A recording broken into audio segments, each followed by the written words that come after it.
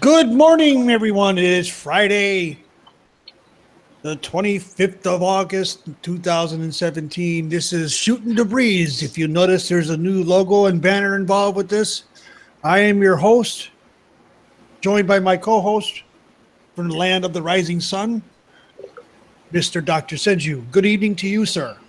Good evening. It's been I a know very, it's- very long, very interesting week.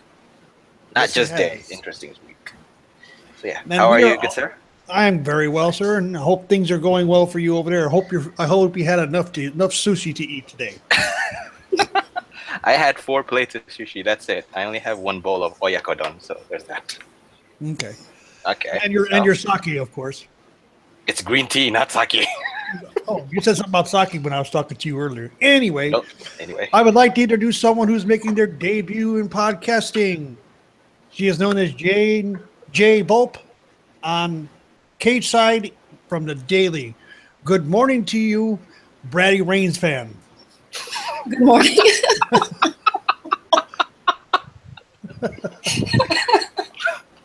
And how are you this fine Friday morning? Bratty. No, I'm kidding. I'm good. she's bratty. We can just accept it. She's bratty right now. So let's put down the funny. She's a Bratty Reigns fan. There you go. That's what she is. She even admitted that last night. She said, "I'm in a bratty mood this week." And, well, you know, hey, Who knows? Maybe during all the long hate discussion. over Roman Reigns has got her in her having fits. They're having fits in a bratty mood right now. Yep. True. Don't worry. True. She might It's all right. she might pull out her claws. Uh-oh. No, I'm good. I'm good. You're safe. Just warn us first, okay? Like warn us 5 minutes in advance. Okay, guys, I'm starting to feel a bit catty and a little bit bratty. So there's that. Anyway, SummerSlam happened this past weekend, as did NXT TakeOver. That is the show that happened. Which one, NXT or SummerSlam? I think SummerSlam. I will never, like I said last week, I will never doubt TakeOver ever again. Never. Yeah, that was a hell of a show. I will never doubt TakeOver ever again. I will say this again every single time, and I think next year TakeOver, I will never doubt that again as well. So there's that. After the first superstar draft, NXT kind of faltered a little bit. Well, that's how we're general concerned with it. That's why, because we thought that it would be a little bit lackluster or even just a little bit decent to average because a lot of stars were not there. But boy, were we wrong. Oh, I expected a great show. You, Because even when they had slipped a little bit, they still put on good shows. I was expecting at least, a C plus B minus show and got a B plus damn near A minus show from NXT TakeOver. That's just my humble opinion. Let's briefly touch on that. Touch on some of the high points. Let's see. We know Andrade Cien Almas went over Johnny Wrestling. Some folks were a little disappointed in that, whereas others were gloating like crazy, namely me. This is the man who always gloats whenever a thing goes his way. I win, goddammit. Especially when I go against the flow. Well, you always go against the flow. That's what you almost always go against the flow. So that's why. Yeah. You got any opinions on that, Jay? Not really. Okay. Not really. Not really. Okay. Did you at least catch all the TakeOver and SummerSlam as a whole? No, I watched it all, and I actually did enjoy. I mean, I don't watch NXT every week, so I was pleasantly surprised with how entertaining it was, and I actually enjoyed it more than I did SummerSlam. And that's usually the case. NXT seems to outshine the main big show, the main WWE show. Every time they do a Saturday show before the main pay-per-view on Sunday, NXT seems to raise the bar so high that the main roster people just can't get there. Yeah. And they do it with less matches. That's the funny part. Yeah, That's true. I mean, it's an argument of less is more, and less is better. It's always an argument about how when you have less shows, you have a lot more to work with, and when you have a lot more to work with, you have a lot more options to do with. There's that. Let's see. After that match was what the let's see, you had Johnny Wrestling versus Andre Cien and Almas, and then we had the tag match right after that. Yep. Authors of Pain versus Sanity. Rather And who interesting. would- Rather interesting start to that match. Go ahead, MDS. Start us off on that. It was a very surprising move, anyways. But the match was fun, solid. I mean, we expected both Killian Dane and Alexander Wolf, but then again we saw Eric Young being in the ring with Alexander Wolf. So there's that. It was a surprising, interesting move, but I could see why, because for Authors of Pain, I think they needed a solid general to work with, a veteran on that matter. So Eric Young was selected as one to be pitted against these beef of men, apparently. Yeah, there was beef in that ring, that's for sure. That's for sure. But the match was great. But what happened after the tag match was even more interesting. I mean, I'm not sure whether you know both Bobby Fish and Kyle O'Reilly previously, before they entered NXT. Weren't they Red Dragons? Weren't they part of the Red Dragon faction in ROH? They are a Red Dragon. Ah. They are a Red Dragon. Bobby Fish and Kyle O'Reilly, formerly from the Indies, and mostly body of work was mostly on ROH, are part of our tag team named Red Dragon. And I was surprised that they chose this year's Takeover Brooklyn to debut themselves as a tag team, because we both saw Bobby Fish as the singles wrestler being debuted and Kyle O'Reilly as well. And I did call out that they have an option to call both of them out as a tag team. I just wasn't expecting it to be now. But we have it now, so Red Dragon is in WWE. Who would have thought? Well, if I remember right, in the past few weeks, we've seen both Bobby Fish and Kyle O'Reilly debut as singles on NXT like I said, TV, on NXT on the network. Uh-huh. You know, seeing those two working together, they look like they're going to be one strong. They are one strong tag team, And they have held.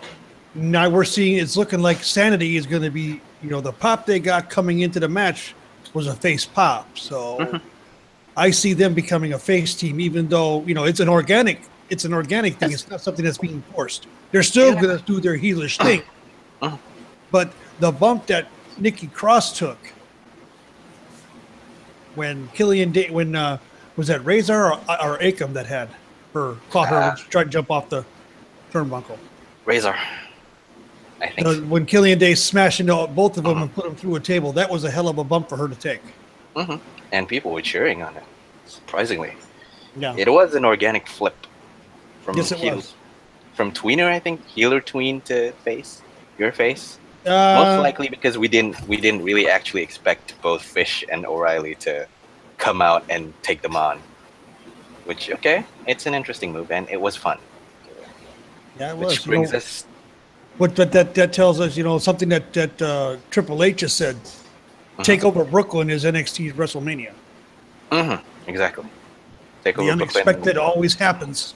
Yeah. Yep. And they always say, once you come into NXT, and once you wanted to make a mark in NXT Takeover, you take over. You literally take over. So, Jay, what do you got to think about that match? I was entertained, even though I didn't know who really anybody was. So. I feel bad because I'm like, I don't know who you guys are talking about, but I liked watching them. Yeah, I mean, okay. It's as expected, because not many people know both Authors of Pain, Zakam and Razor a lot well. But I mean, I think even Taker doesn't know them pretty well. No, I've been getting more into NXT lately.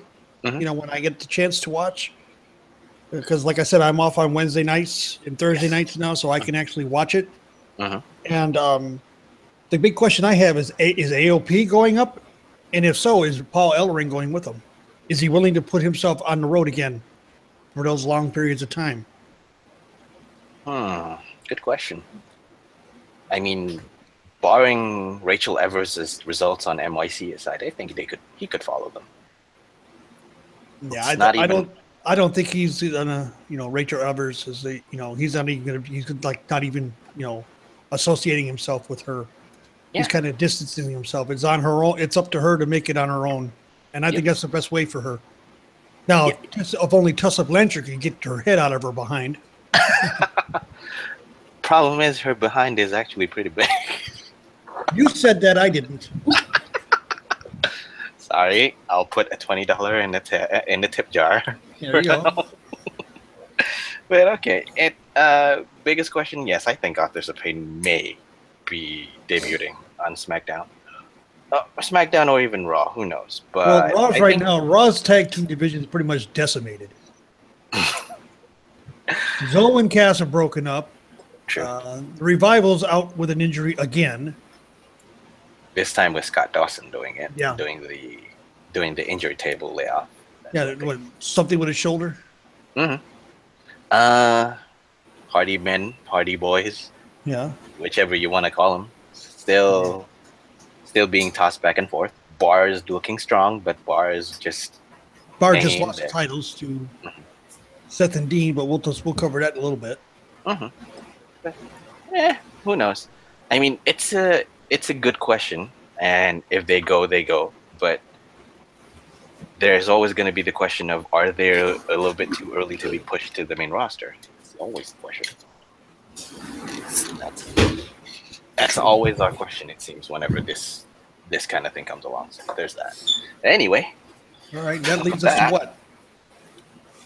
That leads us to what? Well, Asuka and Ember Moon for the NXT Women's title. I'll go last. Oh, goodness. I enjoyed the match. I enjoyed the match a lot. The finish was surprising, Asuka retaining. Because the question that lingers on everyone's mind, mine included, is that whether she's going to be pushed to the main roster with or without the title. Barring the recent news that we heard about Asuka, I thought with the finish we're going to get Asuka to the main roster as NXT champion. Kind of like in the same breath as one Paige, who did appear as NXT champion, but hasn't been billed that when she debuted against AJ Lee. So there's that. What do you think, Jay? There, our Ratty Reigns fan. Yeah. I'm sorry. I just love saying that. Did I just hear a cat? Did you hear her? Sorry. I disturbed her. That's okay. She's being bratty too, so I'm good. Also, that's the actual Ratty Reigns fan now. The cat. Yes. Actually, the match, I really enjoyed it. I was actually also surprised when Asuka won. Because there were several times where I was like, oh my God, she's going to lose it. But no. So I felt kind of bad for Ember, but... Yeah, I think Ember has solidified herself as capable of taking the reins, even with the departure of Asuka, or not at that time, because she's firmly established herself as one who can actually go toe-to-toe with Asuka. That's one thing. And surprisingly enough, the illusion that the Eclipse is a very strong move that can take out Asuka has now been shattered. But I still think Ember Moon has put herself very strongly in the position of being that top woman to beat, just to get the title from Asuka. So there's that.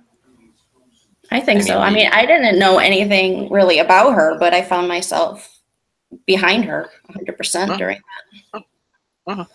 That's what, and I think that would be my going out, my positive thing going out from it. Both women look strong, even with Ember Moon being defeated. She still looks strong. People are accepting her more as a wrestler rather than before this. She was the half wolf, half woman wrestler who snarls and yells and howls at the moon and whatever. That's one thing. Now she's being firmly establishing herself as a top wrestler. That's a good thing. Yeah. Mhm. Taker, are you gonna gush or are you gonna be controlling yourself right I'm now? gonna control myself because this match, yes, I'm a big, as most people know on the nightly, Asuka is my empress and my goddess, plain and simple. I think one of these days I'm gonna put that on Twitter. So go ahead, I don't care. Okay. This match from start to finish was outstanding. I gave it 4 3/4 stars in my book. The women stole the show. Once again, they were the main event, even though they weren't the main event. I was and even during the match, I found myself emotionally connected to both wrestlers in this match. And at the end, when Asuka won, I was pumping my fists and hollering, but a part of me shed a tear, literally, for Ember Moon when I saw her sitting in the ring, devastated. Yeah. Mm-hmm. And for me to show that kind of an emotion, those kinds of emotions doesn't happen all that often. I mean, it happened one other time this year when Taker, did his little ceremony in the ring. I totally lost it. I was depressed for days. Okay. And, I noticed that there was that Asuka had something that happened to her during the match. Like I stated when we were in, before we came on, with her right arm, she normally puts the title in her right arm, her right hand, and raises it up. She was doing it with her left, and her right arm was kind of awkwardly hanging, and she was kind of, holding it against her side. She wasn't using it or putting any weight on it. So whether that injury is a work or a shoot, I don't know. Rumor has it now that she's coming up.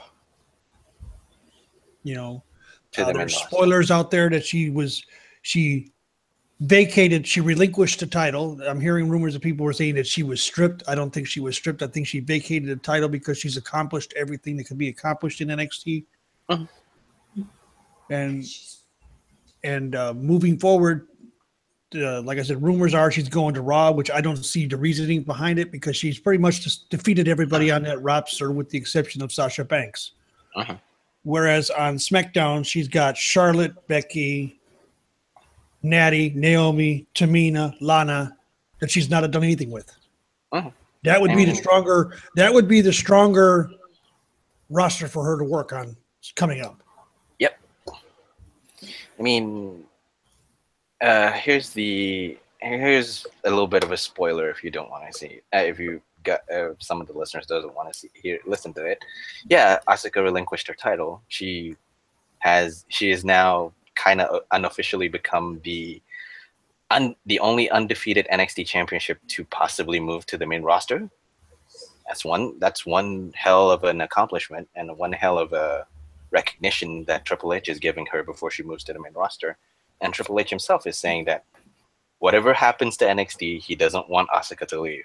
I think this is one thing that Vince is doing to appease Triple H in a little sense. So there's that. Yeah, I said that, because there were reports out last week just before the takeover that I don't know if it had to do with the draft or the first shakeup, but Triple H did not want Asuka touched. She sees Asuka as this cornerstone, this main woman that he wanted to elevate on the NXT women's division. So there's that. But hey, congratulations to Asuka for being the undefeated NXT women's champion, the first undefeated NXT women's champion. If she comes up to the main roster, it's now a matter of when rather than if.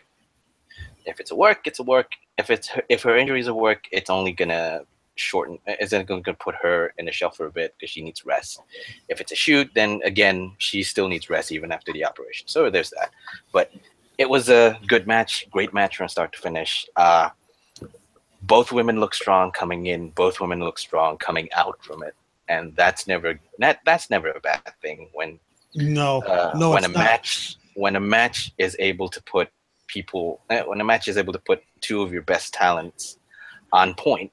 on the spotlight and still manages to go strong even in defeat and even in victory. That's a good thing. That's always a good thing. But, well, I mean, Ember Moon received a standing ovation for losing. of course. Yeah, that was nice. You don't see that happen all that often.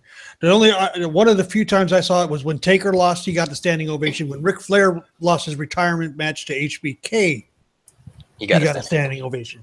I mean, it isn't very often that you see someone in a losing effort get a standing ovation. And Legends Lover here made a point to me while you were talking, MDS, that Asuka has the ability to take on the SmackDown roster, there's more wrestlers than there are on the Raw roster. Okay. She has the ability to raise that entire division, that entire section of SmackDown women's roster to a whole nother level. I see. Yeah, I could see that. I could definitely see that. Yeah, that's true. That's true. If she went to Raw, she could do the same thing with Raw. Either place she goes, she could raise. She can elevate the women's division's main roster. Yes, very much so. Very much so. If they let her be herself. And that's the only thing I'm worried about. Are we going to hear her called the Empress of Tomorrow, or is they going to change her to something else, like they did with Nakamura? I think with Nakamura, I think it's more because of his mannerisms. People on the main roster creative would say that, he very much looks eccentric like an artist. Well, fine. Hopefully they'll see the sense in not really touching Asuka's character, because I think her character is fine as it is now. And going into the main roster as the undefeated NXT Women's Champion is already a big rub. It's already a huge rub. It's whoever finally beats her on the main roster is going to get a hell of a rub from that. Yep. Anyway, and that takes us to the last match, which was a barnstormer match between both Bobby Roode and... We forgot one. Oh, wait, what? Hideo Itami, Aleister Black. Oh my God, I love that match. I love it. I mean, okay, there's something about two men hitting each other very, very hard that gets to me. And there's no high spots. There's no high risk maneuvers. This is just two men going at it hard, going at it strong against each other. It was as expected, and then some. And Aleister Black winning again, no problem at all with that. Hideo Itami looks strong as that, even in defeat, even if he didn't receive a standing ovation, fine. But both men look strong, and both men look even stronger coming out from it. And I think this is the place where Hideo Itami gets a little bit more respect on my side because of what he did on this match, because he rarely comes out. Well, Hideo, if you're listening, you just got one vote of respect right now. We'll see how much more you can get. because here's this thing. You haven't seen this guy wrestle for quite a while since he entered the NXT scene. Since he came to WWE. You haven't even really seen him wrestle. And this is the guy that Triple H took to Royal Rumble for the first time, representing NXT for the first time in the Royal Rumble. This is his guy that he slotted into the Royal Rumble. That's a huge rub. That's a huge rub. Again, yes, that's a huge rub. But what happened to him afterwards was disappointing, was frustrating. He got injured. The former Kenta got injured. And for those of you who might not know, his body of work mostly lies in Japan, and he's one hell of a worker on that one. You don't see him talk on the mic a little bit too much, but his body of work is similar in the vein of hard hitters like Shibata and all that. So there's that. But again, yes, this match totally put Hideo Itami back on track again. He's surely doing fine for himself now, but not a knock against him because Aleister Black won with the Black Mass kick. Well, that was to be expected. As expected. I mean, after the eclipse now, what finisher has this amount of respect than the Black Mass Kick? That kick alone. That kick alone. Yeah, there's no other protected finisher right now that I know of. Mhm. Because Bobby Roode lost his protected finisher. After. So what say you, Jay? There was no emotion in there for for me. So I mean, I enjoyed the match, but you know, when there's not an emotional pull, you're not really True. invested in it. So I didn't really care who won or lost in that. I mean, not a rub, not a knock or not to insult anyone. I'm just gonna say that this one appeals to the more masculine side of wrestling fans, where you just see two men knock the shit out of each other. Yeah, that's what you saw. It was two men beating the holy loving shit out of each other. I mean, the one thing I liked about the match is that, you know, you saw, like you said, two men basically pounding snot out of each other. I think Aleister Black wound up with a broken nose. He did. And, you know, he did his patented after he was done. Sit down in the ring. Okay, who's next? I'm done here. Done here. You know, I knocked his ass out. Next. Next. You know, it's a good it was a good match. You know, solid 4.5 for me. So, I think it was the best match of the night. If you want to, no. My opinion, the women tore the house down. They stole it. They stole it again. Okay, I think it's a toss up between that and that, but I'm gonna lean onto the more masculine side of me, seeing people beat the holy shit out of each other. You're entitled to that. Oh, come on! I know you want to pick that because you like Asuka more than that. Has nothing to do with it.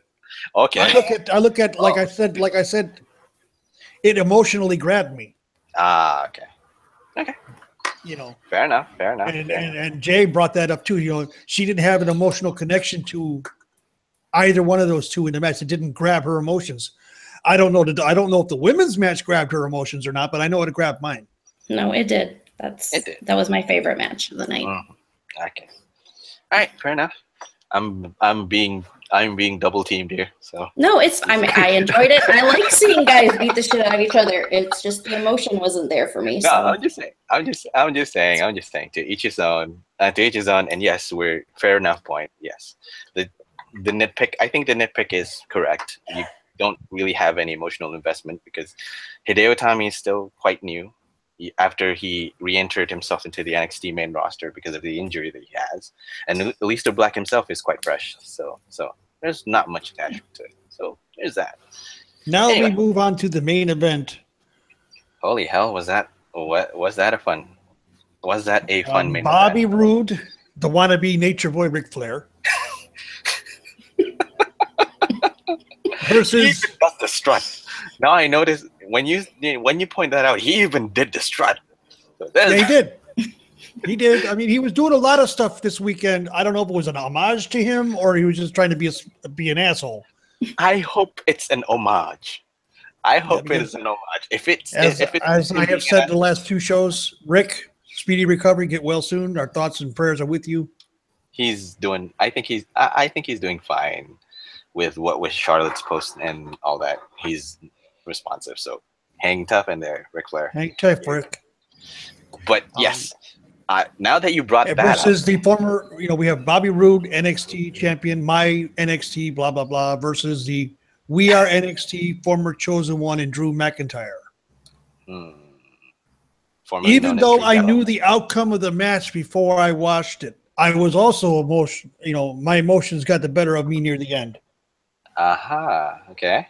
No tears were shed, but I was pumping my fist at the end when Drew Galloway went after two. I guess he suffered two. No, he suffered two glorious DDTs and kicked out from them. Both of them, which shattered the invulnerability of that finisher. And Bobby Roode went for a third and wound up getting a claymore for his troubles. For his troubles, exactly. And 1, 2, 3, new NXT champion. Proudest moment of their lives. Yes. Yes. Jay, You know, that's how I you pumped look my fist and I was happy as hell for Drew because now he seems to be more on the right track. But there's one question I have. Mhm. You know, everybody on the main roster is talking about Jinder and Juice. Looking at Drew McIntyre when he was the quote-unquote chosen one versus the Drew McIntyre that's there now, where are those? You know, I'm not trying to cause this, but where are they? Where are those same questions? I think here's the thing, though. I think this is just my opinion. They can hate on it, or they can just give opinions on it. When you don't, I think not all of the internet wrestling community, most of the IWC, when they hate on someone, but they can't really find a hard enough reasoning for it, they'll grasp at straws to find any kind of reasoning to hate on the character. Oh, I hate this character. Why do you hate the character? Because he's juicing up. Really? There's a lot more. There's a lot more points and arguments that you can do, and juicing is kind of like a low blow, the point to take at time. But that's an argument for another time. I think it has been done to death already. I agree. I mean, That was just something I asked. It's something I've noticed. Yeah. Anyway, I mean, okay, but yes, I mean, back to proudest the moment- match. Yeah, back to the match. What do you feel about this one, Jay? You like it? Hate it? No, I enjoyed it. Mhm. But, you know, same thing. It's just, I don't know what it was about the women that pulled me in, but for some reason, that was the only one I was really emotionally attached to. Well, maybe it's your son. As big an Asuka fan as he is. Probably. His fandom rubbed off on me a lot. Because I was like, I wasn't even going to watch TakeOver. And he's like, no, we're going to put it on. So I was like, okay, let's watch it. And then it kind of sucked me in and I had fun. And he was all excited. So I was like, okay, this is fun. And you got suckered in by your son. Wonderful. Hey, you know what, though? Can't knock that. Nope. Got a young son turning his mom into an NXT fan. Now, if she would just watch the hour on Wednesday night, she'd even be better. That's too much. I'm getting better. She would be. But she's doing, you know, it is, you know, it's a great thing that you got yourself into it. You know, you weren't even going to watch it. And your son's like, come on, mom. Yeah, I am paying $9.99 for it, so let's get my money's worth. Exactly. There is so much content there you can watch. I mean, Jesus, I'm not even a third of the way through it. They're constantly adding more. I think even if we get old, even if I get old and crusty, I don't think I'll finish everything on there. There's a lot more things to watch. Yes. It's a lot. Oh, yeah. I could watch that network 24 hours a day for a year and not get through it all. Mm-hmm. For sure. But yeah, I mean, okay. I think the most talked moment would be the introduction and appearance and debut of one Adam Cole slotting into the post match. Adam Cole, baby. I find that grating on my nerves sometimes when he yells. Oh, so Adam Cole, baby, is your Miz. Yeah, I think you could say that. I mean, I don't hate on the character just because he uses that line constantly. It's just that he grates on my nerves a little bit when he says that. So there's He's that. doing his job, as you would say. True. I know that. And I hate that it's right. And I hate that it's right. I actually have something I could pick on you about now. Please don't. I'm revealing too much on myself on this podcast. Help, guys. Send help. Somebody. Anybody help. Anyway, Adam Cole made his Legends debut. Lover over here loves Adam Cole. Oh, no. Yes. To anyone, please text Becky Lynch. Somebody help me. Somebody. I'm going to steal her line. Somebody. Send help. Somebody. Anyway. Back to his debut was interesting with the Red Dragons, of course. Yes, I mean, did we see a faction forming here? I think so. I mean, them aligning themselves again with each other is kind of interesting, even though it hasn't been. I think it hasn't been brought up. I believe it hasn't been explained yet. Yes, it hasn't been explained yet. Okay, and I'd like to hear why they are aligning themselves, even though the small unofficial mark side of me would say this is an invasion of ROH. That's what they're playing it as, I think. Yeah, that's what they're playing it at. It's an invasion of ROH. Are we seeing an invasion of ROH? I'm not sure. Is Triple H in cahoots with in a little bit cahoots behind the scenes with ROH higher ups? Who knows? If it happens, well, you know what? It would be interesting if he was, because then with the yes. partnership with ROH and New Japan, could we steal more talent? Could we get more talent from New Japan? Who knows? Could we get Fale to come over to the WWE? That's what I'm saying, because it's. Can we have Lij show up in WWE? Exactly. I mean, it's that would be interesting. Argument. Yes, it would. It will be a very interesting argument. I mean, we're already billing it as an invasion of the ROH unofficially. I mean, what if we don't know about this, and that this is a huge swerve that Triple H is actually working behind the scenes to seal the deal with a little bit of ROH coming in more and more. Who knows? Even though Adam Cole's contract has been up, and both Bobby Fish and Kyle O'Reilly has their contract finished before they entered NXT and WWE as a whole, I think because of their association, hugely because of their body of work, was in Ring of Honor, I think that would be one of the more bigger polls to people watching NXT. And I think that's an interesting thing to see about. It might drive some more subscriptions to W2 the network. Yep. Because of those three being there. Mm-hmm. And yes, I'm gonna listen to a lot more of Adam Cole Bebe coming in again. So just when just when I thought I had it over and done with on ROH, here he comes again on NXT. Yay! But quick enough note on that one. Fun show from start to finish. B+, solid B+. Even an A minus would be.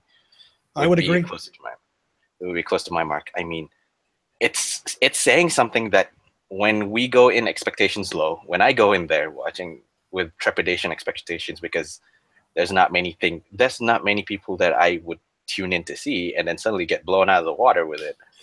That's one thing. For another thing, this show actually got over against SummerSlam, and that's a bad thing to end and all together. That's a bad thing to talk about, and then all of it together.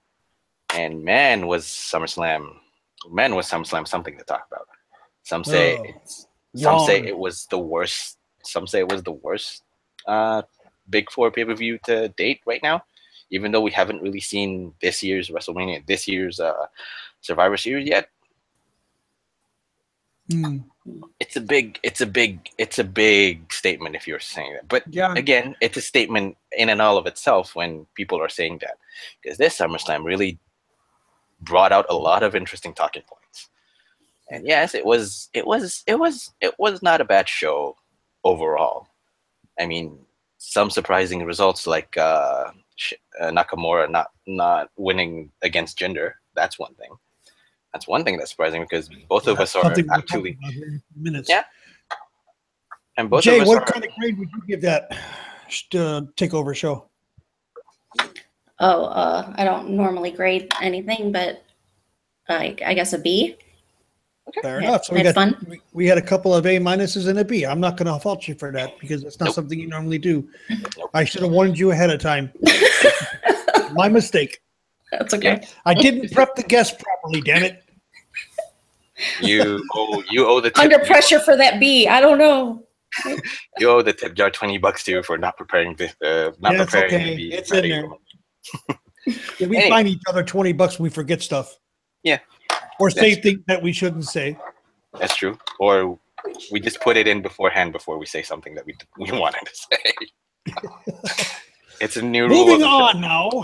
Moving on now to the main show on Sunday night. SmackDown, SummerSlam. 2-hour pre-show where The Miz and the Miztourage took on Jason Jordan and the Hardy Men in basically an empty state in an empty arena match. I missed that, so I can't. I don't know. I'm disappointed. I'm disappointed by that. I mean, way to put Intercontinental in an almost empty match, but I think it's because of the timing, because people are just coming in. I think that's why. But I think it was absolutely hysterical because it was almost like that match was added because of Mrs. Whining. So, okay, fine. You want to whine? This is what you get.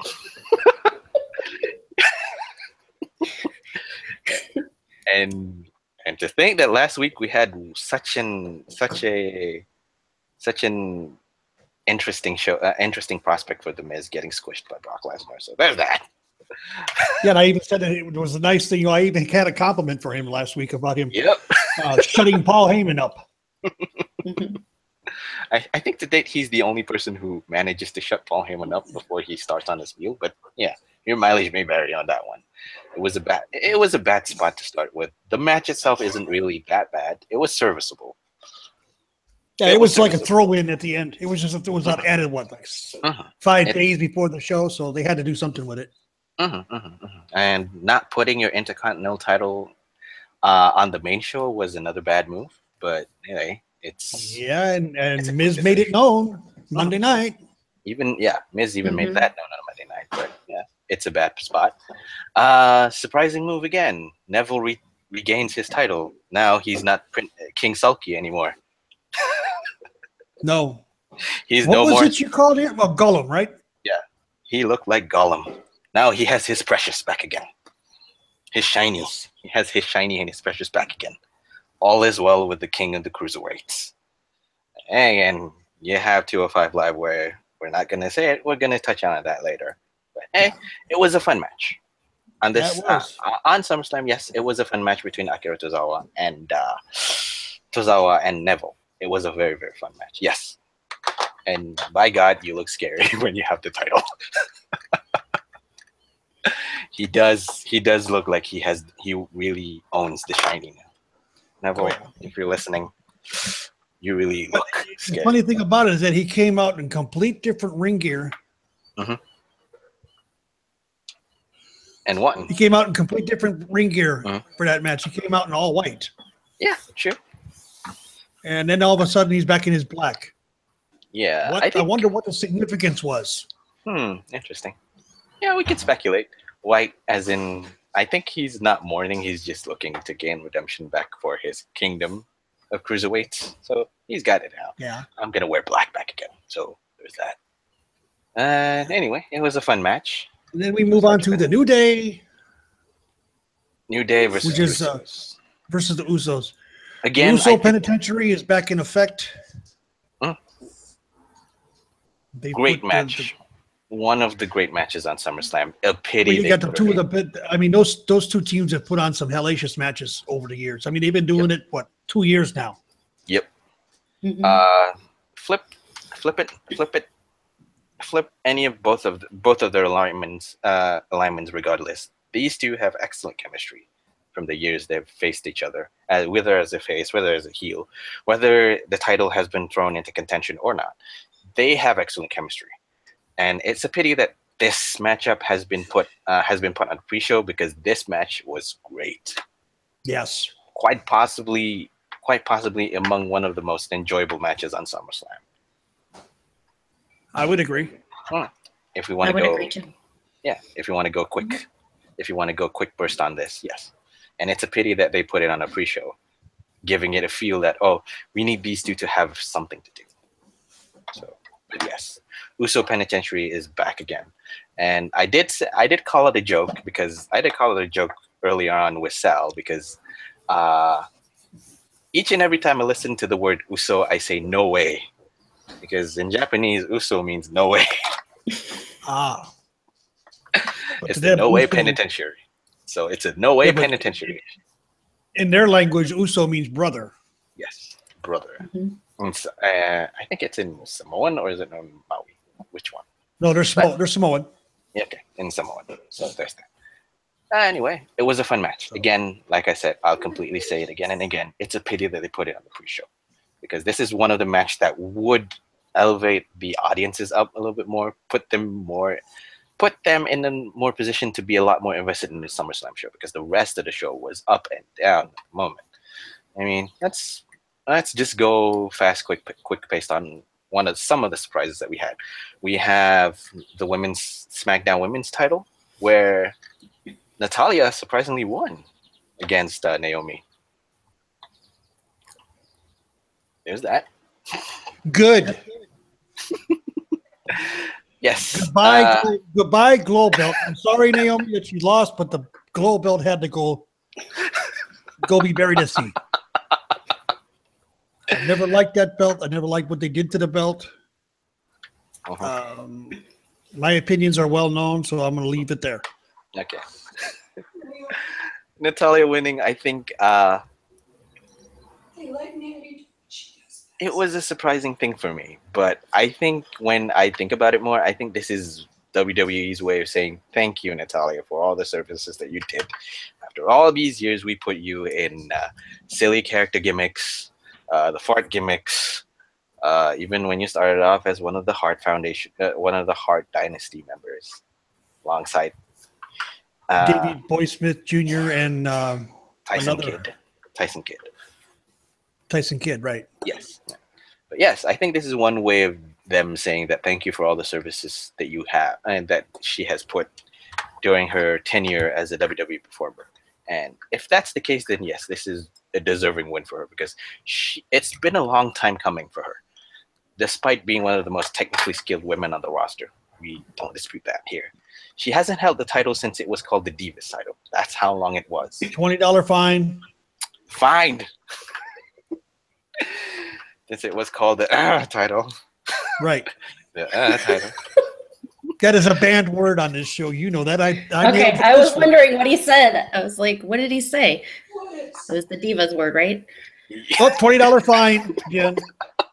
Why? Because I said diva? $20 again. Oh, please. I'm sorry. Go ahead.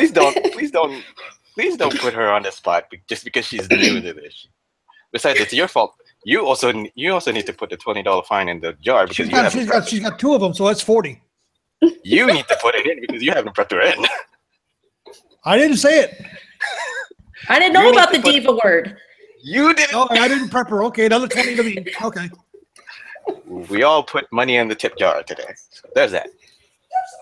I mean, listen, we're having a lot of money there. So there's one. But anyway, on Sunday, she put on a great submission heavy match with Naomi, surprisingly, because this shows how technically gifted she is. And I hope that this title reign is more than just a thank you for the years of service. If it is just a thank you for the years of service, I think it's fine. But please give her a little bit of a month reign or something like that. Even though it's kind of like disrespecting, it's fine. I said let her keep it to Survivor Series. Oh, that's interesting. That's interesting as well. Yeah. You know, Natalya has been a fantastic carpenter for the company in all the years she's been there. Like you said, she's been put into those crazy gimmicks. And if you look at her hairstyle, and if you notice, she was wearing a tiara that looked like cat ears that went right over her two little buns that are on top of her head. So, yeah. True. You know, that's what I mean. I mean, you know, they've made her look like a joke because of the television show that she's on. On Total. Right. And she's known on there as the crazy cat lady. So, hello. Yeah. But hey, she overcame that adversity and won that. And moving quickly on to the other women's division, women's title on the line, Alexa Bliss versus Sasha Banks. Sasha Banks finally getting the win back again. Which, They were also letting her be more of a heart, if you think about it. If you look at the ring jacket she was wearing, very similar to Uncle Brett's. Ah, yes, true. I did not notice that, but yes, I did notice that she wore the leather jacket. She wore a leather jacket that had sparkly pink frills on her shoulders, not like her dad, but not like her uncle. But she was also had the hearts on her tights.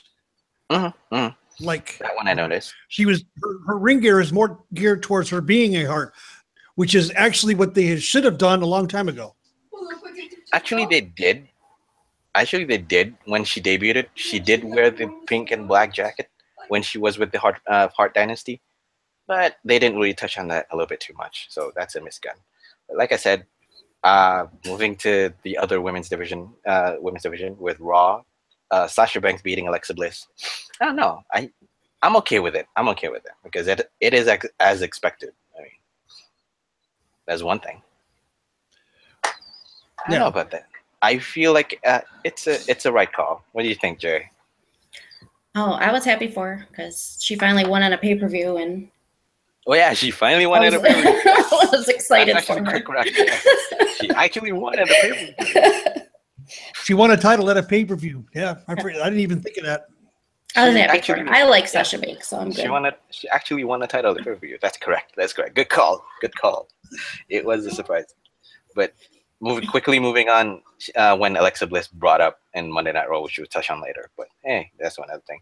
It was a good move. Okay. Interesting match.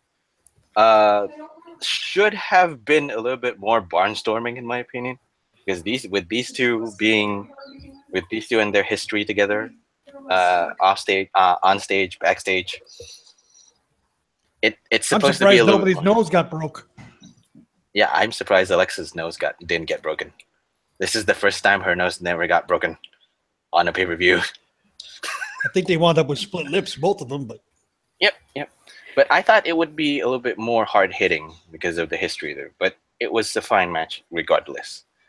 Mm-hmm. Both women looked great looking moving out from it. One disappointing match would be Rusev versus Orton. Should I touch on that? 10 seconds. Should I not touch? Okay, let me see. there was more action pre-match than there was in the actual match. That's actually Rusev comes out, beats the holy hell out of Randy, and then all of a sudden, RKO, boom, it's over. But the way Rusev took it, I've never seen someone actually looks like they're taking a come off their feet. Rusev is great at selling moves. Mm-hmm. Absolutely fantastic at selling moves. Let's go back to when Roman Reigns speared him. You would see Rusev jump up in the air just enough to actually fly across somewhere. And to see him basically get off his feet and come down like at a 45-degree angle, it actually looked like he actually hit his head on the mat. Which is what that move should actually look like. I would compare it to the RKO that Randy hit on Seth in San Jose. Okay. It's similar. That was a hell of an RKO there too. Yeah, good call on that because you have to watch the match again on the network. He doesn't just fall flat on the ground like everyone else who takes the RKO. He doesn't really fall out. He kicks out his legs up and actually spikes his head on the mat. Or it looks like it anyway. Yeah, well, it looks like it anyway. But it is a great sell because watching the momentum of RKO, yes, Orton will pull his head down. So that's one thing. So it's a good sell. Rusev is highly underrated, but the match itself was a joke. 10 seconds, come on. It was a real fuck fest of a joke. It really says something to how you book Rusev, and it's been long overdue. Rusev needs to be rebuilt back from the ground up. He's got the same problem Nia Jax has. He's a natural babyface who looks like a monster heel. I mean, if you ever get the opportunity to show off his goofy off-camera sense of humor, fans will love him. Because you always see Rusev as heel. Yeah, the angry foreigner heel. Yep. And it's not working for him. He's not even enjoying himself with it. Yeah, I mean, put him in a role that he enjoys. Even Big Bartholomew from Southpaw Regional Wrestling, he looks like he's having fun. I've seen that. That's more his character style, I think. I think so too, because he pulls that. Have you seen Southpaw Regional, Jay? I saw some of the YouTube clips, but I missed Rusev, so I gotta go check that out because I think he's hilarious. Oh, he is. He is. He seems like a giant teddy bear. A giant kid. Yeah, exactly. He's a giant kid at heart. That's what Rana said to you. That's why Sunday I was just like, what the fuck was that? Okay. Mm-hmm. Next. Okay, next. We have I don't know whether I should be disappointed or I should be let down by both Finn Balor and Bray Wyatt's match here. No, it was a good match. It was a good match, yes. Agree. It was a good match. Yes, he came out with the Demon King persona in full gear. So yes, there's that. And he lived up to his own hype. Okay. Hasn't done the makeup since last year's SummerSlam. That's a fact. Hasn't pulled on Demon King persona since last SummerSlam because barring injuries and whatnot. This was the best occasion to bring it out again. The match itself, a little bit, I think I see it as a little bit of lopsided because Finn Balor seems to be put as the stronger person here against Bray Wyatt. If you noticed, if you look at the character, I mean, let's break this down, shall we? All the times that Bray has been in feuds of some kind or another, he's always been the one that everybody quote unquote fears.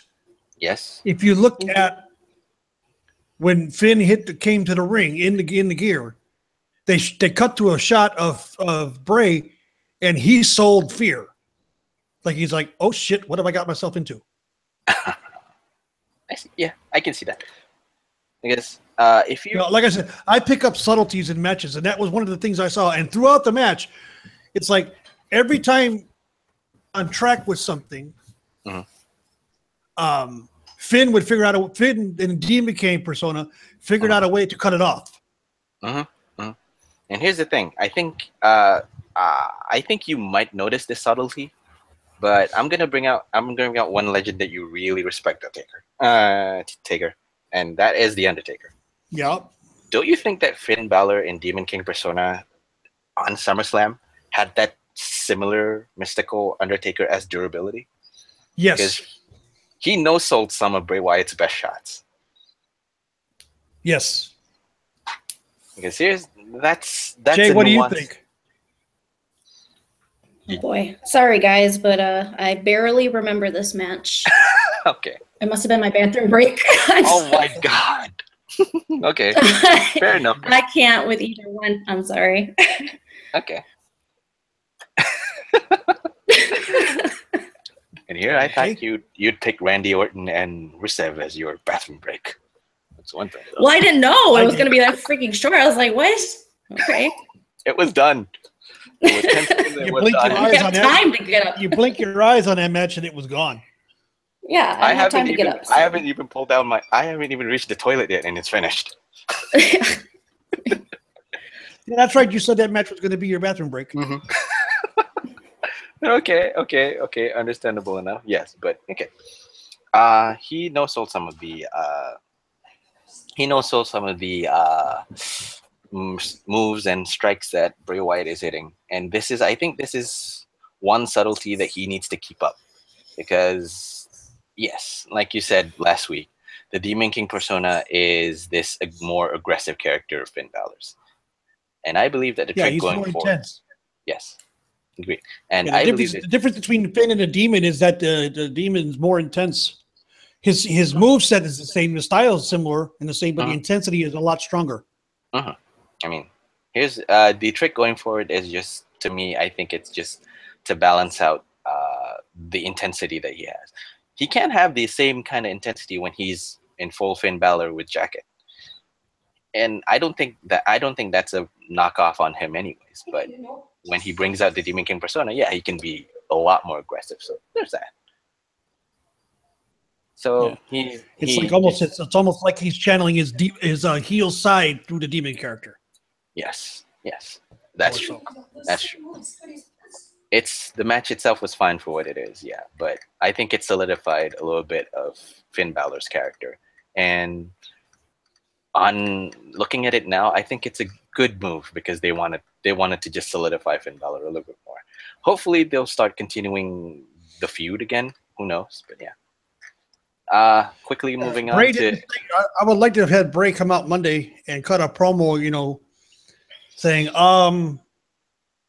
overstepped my bounds, but he didn't. You didn't hear from him, so I don't know. Yeah. Is he going to come after Finn again? That's the question. I think he should. He could. He should. And he would. I mean, imagine Finn Balor as a demon that Bray Wyatt needs to take out. It could possibly happen. He's just that kind of demon that that Bray Wyatt wants and needs to take out. So there's one. Yeah. There's one question for you. Okay. Next we have AJ Styles and Kevin Owens. I enjoyed the match. Shane O'Mac is special guest referee. Yeah. I enjoyed the match actually because they elevated a mid-card feud into a wrestling showcase. So there's that. As expected of both abilities of Kevin Owens and AJ Styles. Even though we sometimes knock on these two before being a little bit too old and a little bit too slow for their age now. But yes. And don't forget, Kevin Owens has lost about 40 pounds, so you don't have the padding to take the bumps anymore. Yep, exactly. Not my words, Fitzpatrick 14 Fitzpatrick words. Yeah. Jay, just checking on your end. Did you watch this match? Yes, I did. I love AJ, but I just have not been all that excited about what's been going on with Kevin Owens. Mm-hmm. So I'm ready for all that to be done. It is done, I think. It is done. It is one and done, I think. This is the... Yeah, they did their rematch they did another match on Monday night with Baron Corbin as a guest referee, and Tuesday. there was Shane came down to the ringside. There was some stuff. Or that was on Tuesday, excuse me. That was Tuesday night. And Shane came down to the ring and saw Kevin hit AJ low. Mm-hmm. And Baron went to count of 3 and he pulled him out. Baron got mad, threw the shirt at him, walked away. Shane came into the ring and finished the match. Mm-hmm. And AJ won yet again. The one thing I liked is, he counted 3. Mm-hmm. At SummerSlam, Shane counted 3, but immediately saw the foot was on the rope and waved it off. Yeah. The bell never rang, and Kevin Owens saying that should have ended the match. You counted 3, but there was he noticed the foot on the rope. So any referee, I can see that. I mean, okay, and Kevin Owens' reaction for that is even funnier on my end. If you listen carefully, he was yelling, "Where were you? You fall off buildings and you get back up and you can't get over there for a 3 count? Are you kidding me?" yeah. It was funny as shit. It was so meta because yes, Shane McMahon falls off buildings and then can get back up, but then again, you can't get over there. Shane McMahon crashes in a helicopter, jumps off Hell in a Cell, and survives. Yeah, bringing up the helicopter crash. I was like, what? Yes. And apparently wanting to ride off the roller coaster on WrestleMania 33, that's one thing again. Yeah, that was the rumor that's how he wanted to enter the ring, but yeah. riding the roller coaster. I think just the small segue. I think when Vince heard that, he was just like, no, fear for his son's life, no, please don't. Well, it just proves just how insane Shane is. Mm-hmm. I mean, and Vince just saw it and just goes, no, please don't. Well, the rumor was that he was going to jump off the jumbotron at Dallas, for crying out loud. True. This is how insane Shane McMahon is. Yeah, he's crazier than his father. I'm sorry, he's crazier than his father. He is. I will not deny it. He's crazier than his father. That's why we love him more than his father. God, I'll never forget the night he showed up. I popped so hard. I marked out so hard that night. I was like, oh my God. Uh-huh. Oh my God. Was that the night in Detroit when he came back? Yep. About? Nobody knew he was there. Nobody knew. There was no rumors, no nothing. They kept a tight lid on that one. I mean, that was the night that you had Brock and Dean get into it in the parking area just to get Shane inside without anybody seeing him. True. Exactly. Yeah, that was pretty awesome. That came out later, and I was like, holy shit. You know? It was a huge surprise when it happened. It's a nice little segue, but yes, it was huge surprise. Because I think, what was I doing? I was standing up doing something, and I hear, "Here comes the money," and I turned and looked, and my mouth fell open. And I was just like, really?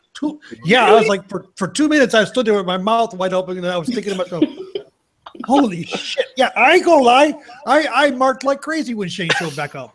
Do you know what I said? I said, "Who is this guy?" It's like, who's Shane? I gotta go look him up. You gotta go look him up. You gotta go look him up on Google. Who the hell is this guy? What's he doing? Oh, did you hear the crowd that night? I mean, Jesus, the crowd that night lost their collective freaking mind. It was crazy. They did. They lost their heads off with that one. I mean, for a long time. Yep. And then you just search on Google. Oh, he's Shane McMahon. Oh, wait, is he Vince's son? Oh, yeah, he is Vince's son. I don't know who is this guy. I gotta go look him up. That's classic. I gotta go. Oh, Shane McMahon. Wait, why is he here? Why is he here? Is he Vince's son? Is he Vince's illegitimate son?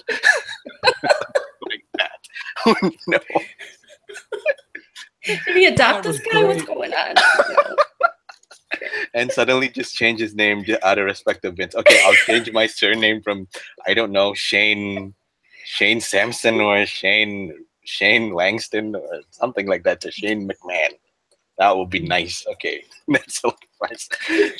Shane, if you're listening, or Antonio Adrian Langston Sampson.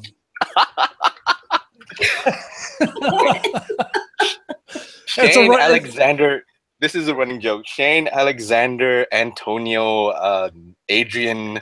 Yo, Adrian. Yo, Adrian Langston. All the first names. Yeah. All the first names that have been removed that have been removed from wrestlers. Alexander, Adrian, Alexander Rusev, Adrian Neville, Antonio Cesaro. Then we have the last names: Sampson taken off from Elias, and Langston taken off of Big E. So you put those 5 names together and create one character.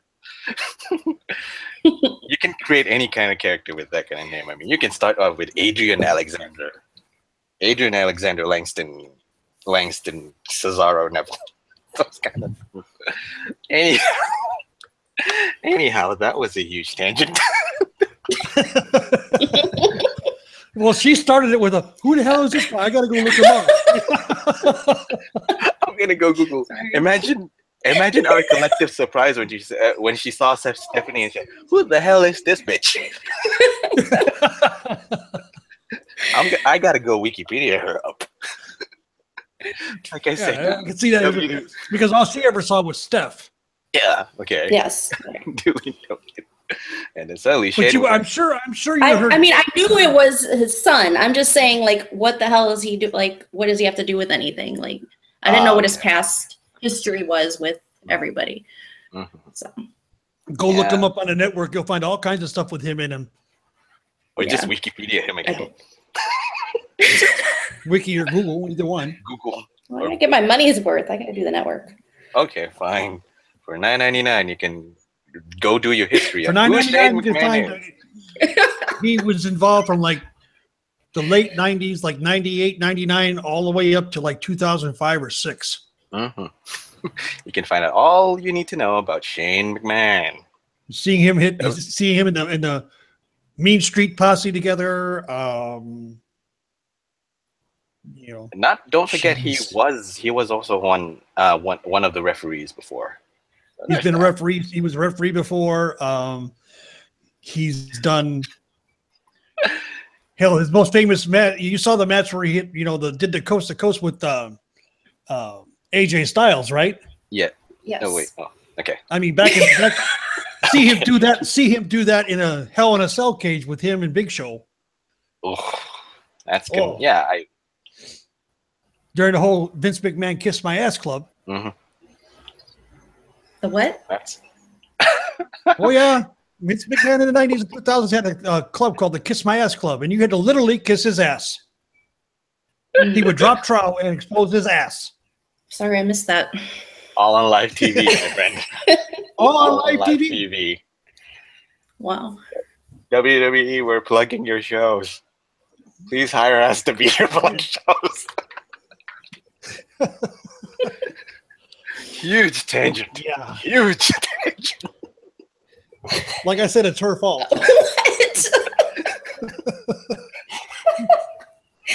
Okay, let's get back.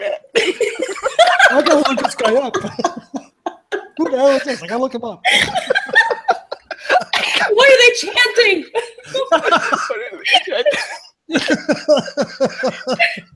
Oh, yeah. Anyway. Okay. This is great. Give me a moment. Who the hell is Shane McMahon? Sorry. I think that's the Don't be sorry. There's no I was like, reason why to are they be so sorry. excited? Who the fuck is this guy? And why is he dancing all over the ring? What is happening? Okay. Shane That's his thing. That's his thing. Yeah, I got that now. Oh, one of the best ones. One of the best ones when we come to dancing was when Triple H back in the DX days, when it was just Trips and Shawn. And it's Triple H and Shawn being Vince and Shane doing their shtick in the ring. It's absolutely freaking hilarious. Okay. I'll have to YouTube that. Yes. Yeah, you could YouTube do that. Okay. Oh god, okay. Where were we? We are Back to SummerSlam. Back to SummerSlam. Yeah, we are at AJ Styles and Kevin Owens, where AJ Styles retains. Yes. I think it's not a bad thing.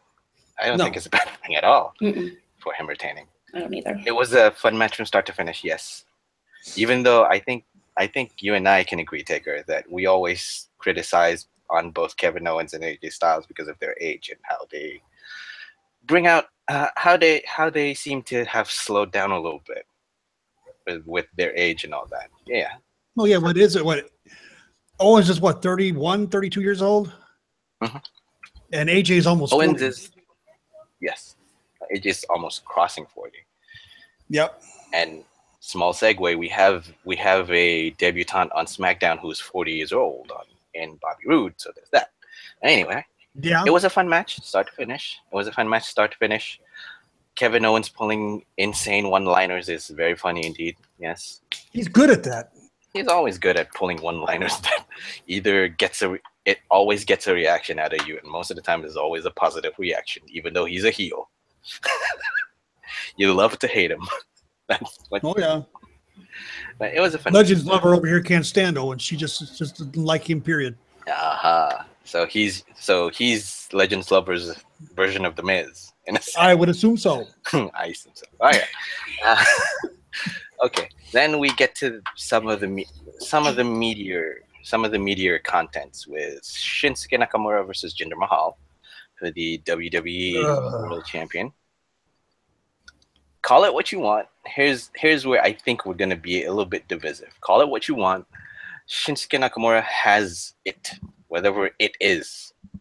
It's in his strut, his apron theatrics, his lyric sexuality, his hard-hitting kicks. He doesn't say shit. He doesn't say much. His English, though getting better, still kind of limited in a sense. But when a guy can draw eyeballs the way he can, where he doesn't really say much, but you just get attracted to him whenever he shows up. You just, who's this guy? You're interested now automatically. Those things don't really matter as much. I mean, like you said, Taker, this is a guy who doesn't really speak much. He only speaks in wrestling moves. His body of work is more known as a wrestler rather than a talker. But yeah, okay. I'll agree with that. But but here, the problem I have with it is, like I said, you and I have talked about this at length. We watched that match, and I was a little disappointed in Shinsuke's performance. And he wrestled to the level of his competition. Jinder, if Shinsuke went full strong style on Jinder, Jinder's gonna be ripped apart. Yeah, Jinder would. Yeah, he would have lost. And it was like, Shinsuke knew he was putting Jinder over, so he's like, okay, and it's going to be interference from the Singh brothers. He was like nailing it in and waiting to get to that point so he could get out of the ring, get paid. I don't like to criticize Nakamura, but that is what I saw. I mean, okay. So, like I said, like we said last week, like we actually questioned about last week, would the Nakamura that is mailing it in coming into SummerSlam this week? Are we seeing him mailing it in this match? In my opinion, he did. Okay. Because it was not anywhere close to the match that he had with John Cena. Agreed. Jay, what do you think? I've only seen 2 matches of his that I've liked, and that was the very first one with Sami Zayn, and then because I had no idea who he was, and I was like, "Whoa!" You know, it blew me away. The Fight Forever match. Yeah, and then so I was, you know, and then he was in NXT, so I didn't really pay much attention. And then when he came up to the main roster, I was all excited, but then I was like, okay. Okay. And then John Cena's match, you know, that was great, and then. Again, I was like, what's happened? Here's one point I got from a friend of mine. Nakamura is irrepressible. The fans love him. The camera loves him. And mark my words, when he finally becomes WWE champion, the fans are going to tear the building apart. Because WWE had an opportunity to pull the trigger here, giving Nakamura the title. Right, that's what I thought they were going to do. Yeah. Some odd reason WWE didn't do this, because by any metric, I think we're all gonna be agreed. By any metric, Nakamura is the better, more skilled, more magnetic performer than Jinder Mahal. Right. Yeah, but like my friend said, that doesn't really matter because Nakamura is the kind of guy that has the attractive factor, whatever it is. Like I said, whatever it is. Because you're more attracted to the character rather than what he's going to say. I mean, I could see the point. I could see the point where they're holding Nakamura off because they know that if they pull the trigger on Nakamura becoming WWE champion, people are going to tear the building apart on that one. But here's where WWE says, not yet. I see that, but you know, it's time. You know, and like I said, I've been a big supporter of Jinder Mahal. You do, but it's time.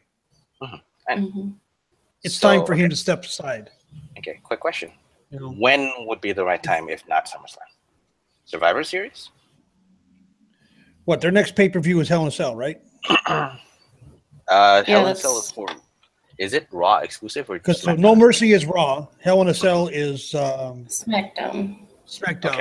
Okay. I say put. Wait. I say put him and Jinder in a Hell in a Cell match and suspend the Singh brothers in a shark cage above it. Basically, you know what I'm gonna say. Please do not bring the shark cage again, and again for the 3rd time in a year. We've already seen Chris Jericho on there. We've only seen Enzo Amore on there. And we haven't really touched on Enzo Amore yet because I don't want to touch on it. I know. That was a joke of a match, but we'll get to that in a minute. That is the match that happened. That's it. I'm okay with that. Yeah, I'm okay with that. So that one's already covered. That's a match that happened. Next. Next. Well, we have the Arby's, the meatball of Arby's. Oh yes, the beef on beef sponsored, on beef. The beef bowl sponsored by Arby's and KFC. Don't forget. Even though KFC is not beef, but anyway, we digress. It's white meat. It's white meat. There wasn't much white meat in that ring other than Roman Reigns. Everybody else is pretty much heel. Except for Strowman, who seems to be getting over organically. Yeah, true. Roman. That's because Reigns has worked so well with him. Not a knock on KFC, but we have to voice out KFC because Shawn Michaels has been so selling that shit off. Yeah, he was a new colonel, but you know who was supposed to do that? I do. Ric Flair was supposed to be the new colonel. Go figure that one out. I didn't even know who it was. It was my son that was like, "That's Shawn Michaels." I'm like, "No, it's not." And then he did his move. I was like, "Oh shit." Jay, one question. That's weird. Huh? Did you go, who is Shawn Michaels? No. Who is Shawn Michaels? I gotta look him No, up. come on, give me some points. I knew who he was. I was kidding. Only because of my son, though. Okay. But yeah, it was surprising, yeah. And it was equally more surprising that we found out that, oh, it's supposed to be Ric Flair on that spot? Okay. It was supposed to have been Ric Flair in that spot. Yeah, a Colonel coming out going, woo. Yeah. That would have been absolutely hilarious. Yeah, but I think this one is equally as hilarious. I mean, Sean, you're retired. You're retired from wrestling duties. Doesn't really necessarily necessitate you promoting AFC as Colonel Sanders, but okay, fine, you can do that. Sure. Mm-hmm. But back to the meatball of Arby's. Meat. I am disappointed that the ring didn't break. Yeah, me too. Well, did I not take the build weights of all four of those people in that match? Yes. Add them up. I think it was 1,218 pounds of beef in the ring for that. Oh my goodness. Yes, it was 1,200. And then 6 of us. There were 6 of us total on the breakfast.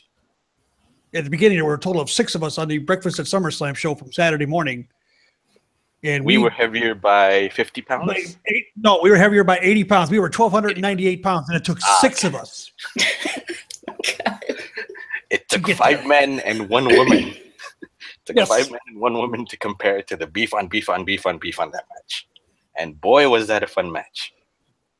And we thought that there would be a few rest holes on a few resting moves on the 4-way, but we didn't see a lot of that actually. It was all high impact from beginning to end. I mean, seeing Braun putting Brock through 2 tables. Ooh. And then flipping the German announce table on top of him.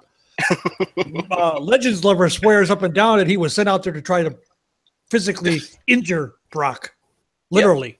Yep. Which to the point, Strowman did take out Lesnar momentarily, but then Lesnar came back.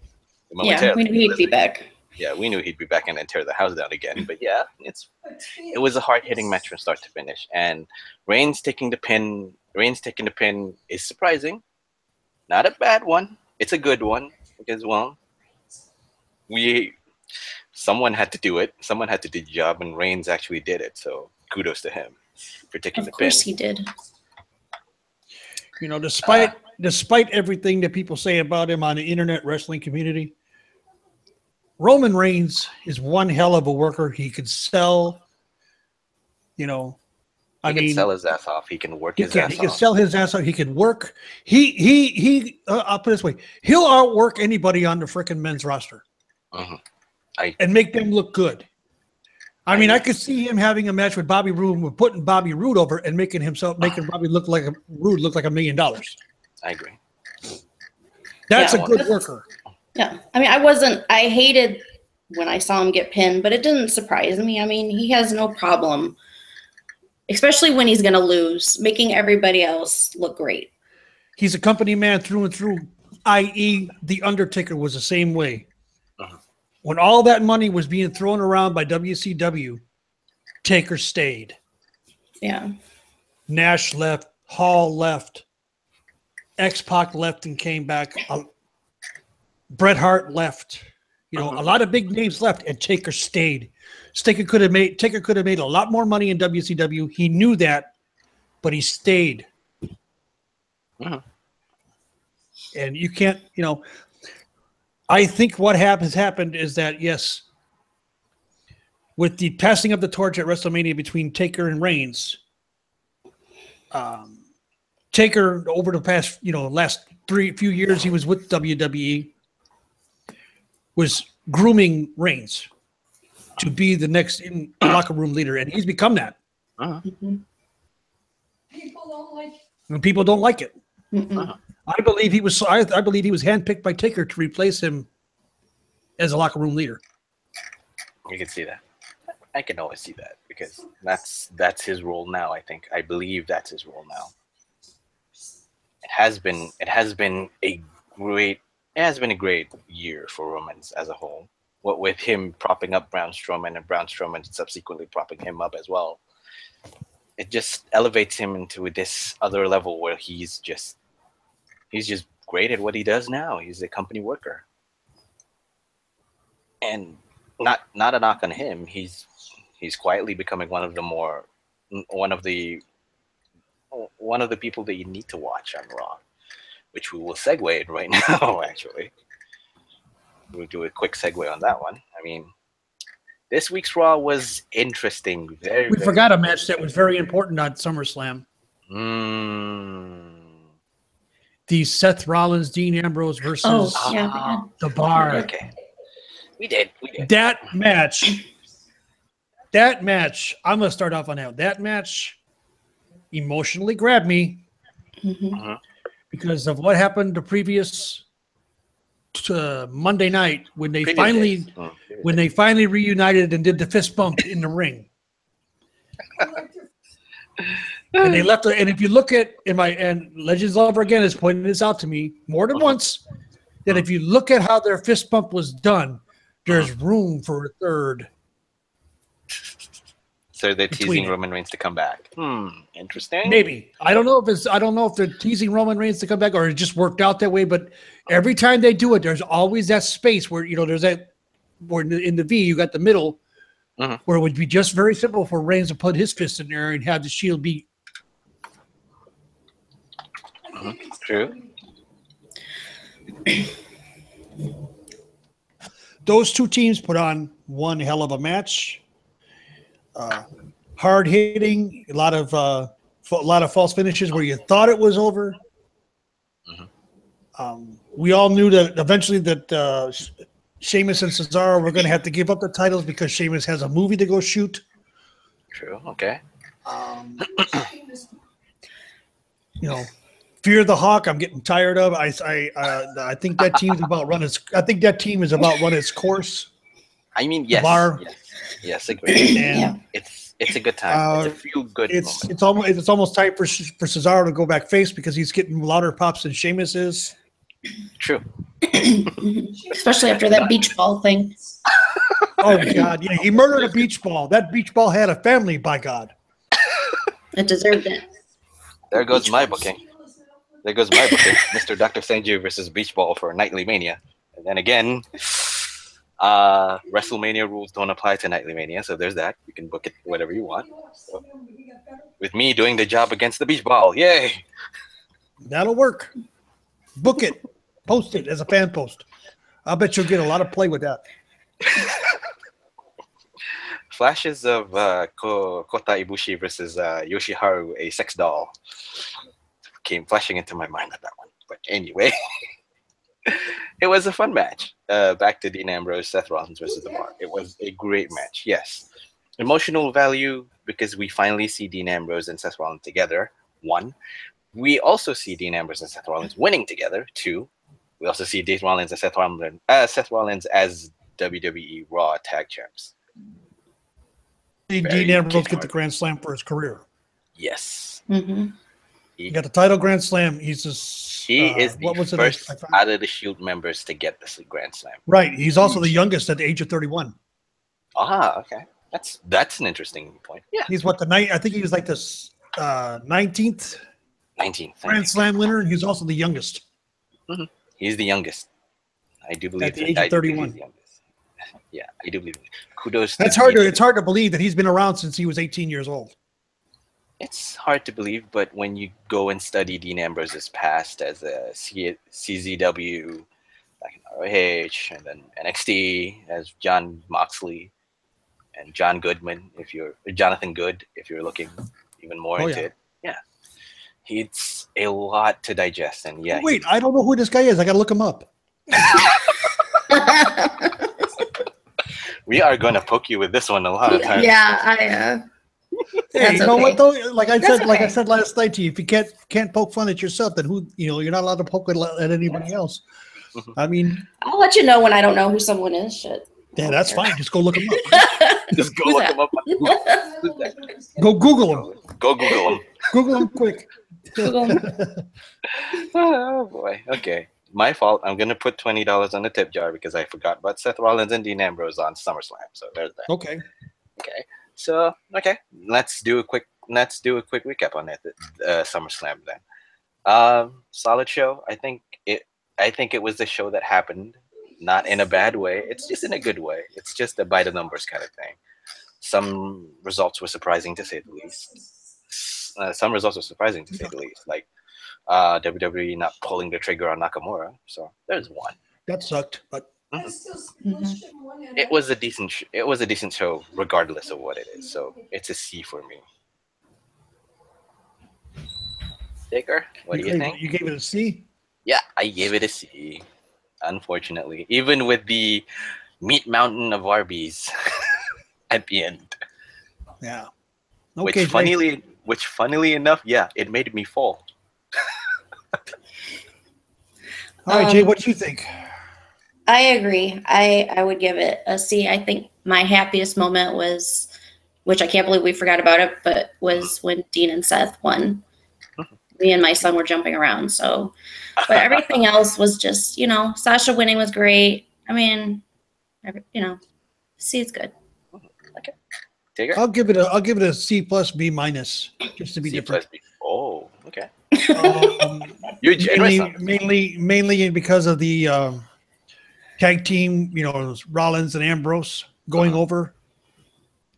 Like I said, I was emotionally drawn into that match because of the ramifications involved. A short a tag team reformed that it was short term, but they looked as though they had never, the continuity they had going on and everything. It looked like they had never lost a step. Field days when they were all interchangeable in tag teams. I agree. I mean, So okay, that's I can what see. moved it up a little bit for me. I Okay, can see that. okay. Well, so it was an enjoyable SummerSlam. Enjoyable summer. Surprises galore. I think it moved on to more. Yeah, you had a lot of titles change at that pay-per-view, which is highly unusual. Mm-hmm. Yeah, true. It was. I mean, I think this is kind of like a knee-jerk reaction to the awesome takeover that they had. So they kind of had to do a last-minute call-up on some of the matches, as rumored. I mean, some of the things that they are doing. Yeah. The one thing I liked about this whole show, about SummerSlam, is that they kept, and they finally plugged the leak that they had, where all the stuff with all the results and all the Smart money, per se. Yeah, the smart money wasn't able to get ahead of us. It was like WWE plugged the leak. Nobody knew really what was going to happen. I mean, there were a few matches that we believed we knew, but they were the results were the exact opposite of what we were led to believe. Yeah. Which is good. I'm glad to see that's coming back into fashion. I'm a little irritated with all the leaks and all the spoilers out there, but that's my thing. Nitpick. That's your nitpick. Yeah, Yeah, it is. I can agree. I can agree on that. WWE finally managing to plug the leak on one of their big fours. It's a good thing. It kind of harkens you back to the time where you don't know much about a match, much about a pay-per-view show, and you're just gonna go into it eagerly thinking about what's the next result. Is it gonna be fun? They're bringing the unknown back, and I love that. Yeah. Exactly. Absolutely, I like that too. the unknown. Yes. Anyway, let's move on. Let's move on to this week's WWE specials. Well, actually, WWE weekly stuff. Raw, SmackDown, NXT, 205. We might touch NXT 205. Who knows? But anyway, Raw. Quick speak. Let's do this in a quick note. What do you like about it? What don't you like about it? Raw this week, Sir Taker. Raw was a decent show this week for a Fallout show. You got to see John Cena. Seeing John Cena and Roman Reigns. Roman Reigns together was interesting. And they started. Cena got smacked in the face with the Superman punch. Yeah, I was gonna touch on that. They are slowly building dissension between Reigns and Cena. Quick as a whistle on that one. So that one I like. Yeah. That one I like because that's going to be interesting. I think that's a WrestleMania main event for the title. Yes, and because there's rumors out there now that at Survivor Series, Brock's going to job to Cena or Roman. Job to Strowman.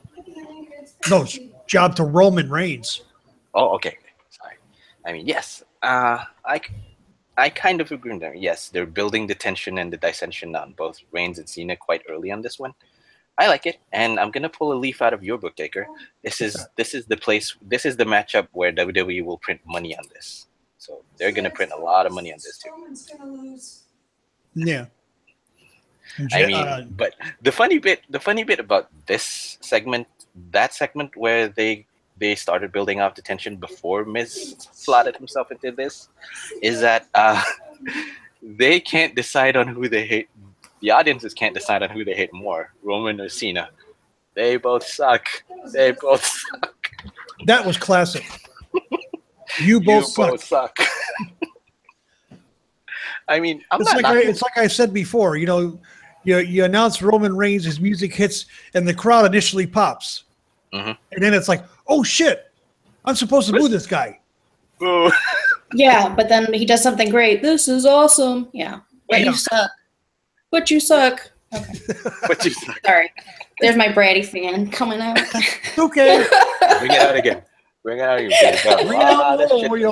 Hey, I understand your love of that man. I mean, I like him as a character. I like what he's been doing. You know, like I said, I have high praise for Roman Reigns being a great worker, putting people over, being a true company man. Mm-hmm. And he's slowly but surely putting himself out as a good character as well. A good character. Yeah. The greatest promo he ever cut. The greatest promo he ever cut was, "This is my yard now." Post WrestleMania, "This is my yard now." Yeah. Drops the mic. That was the greatest promo that man has ever cut. I will say that till the day I die. Mm-hmm. Yeah. Every time he picked that microphone up to his mouth, the crowd would go off. Take it down. Yeah. He owned that smart crowd that night. Yeah. And he was smiling. They didn't realize it.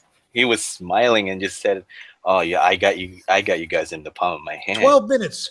12 minutes he was out there and said 5 words. This is my yard now. It's my yard now. Yes. Get up and get out of the ring. And get out of the ring. It's classic. Yeah. And like I said, they're building this tension early between John Cena and Roman Reigns. Yes.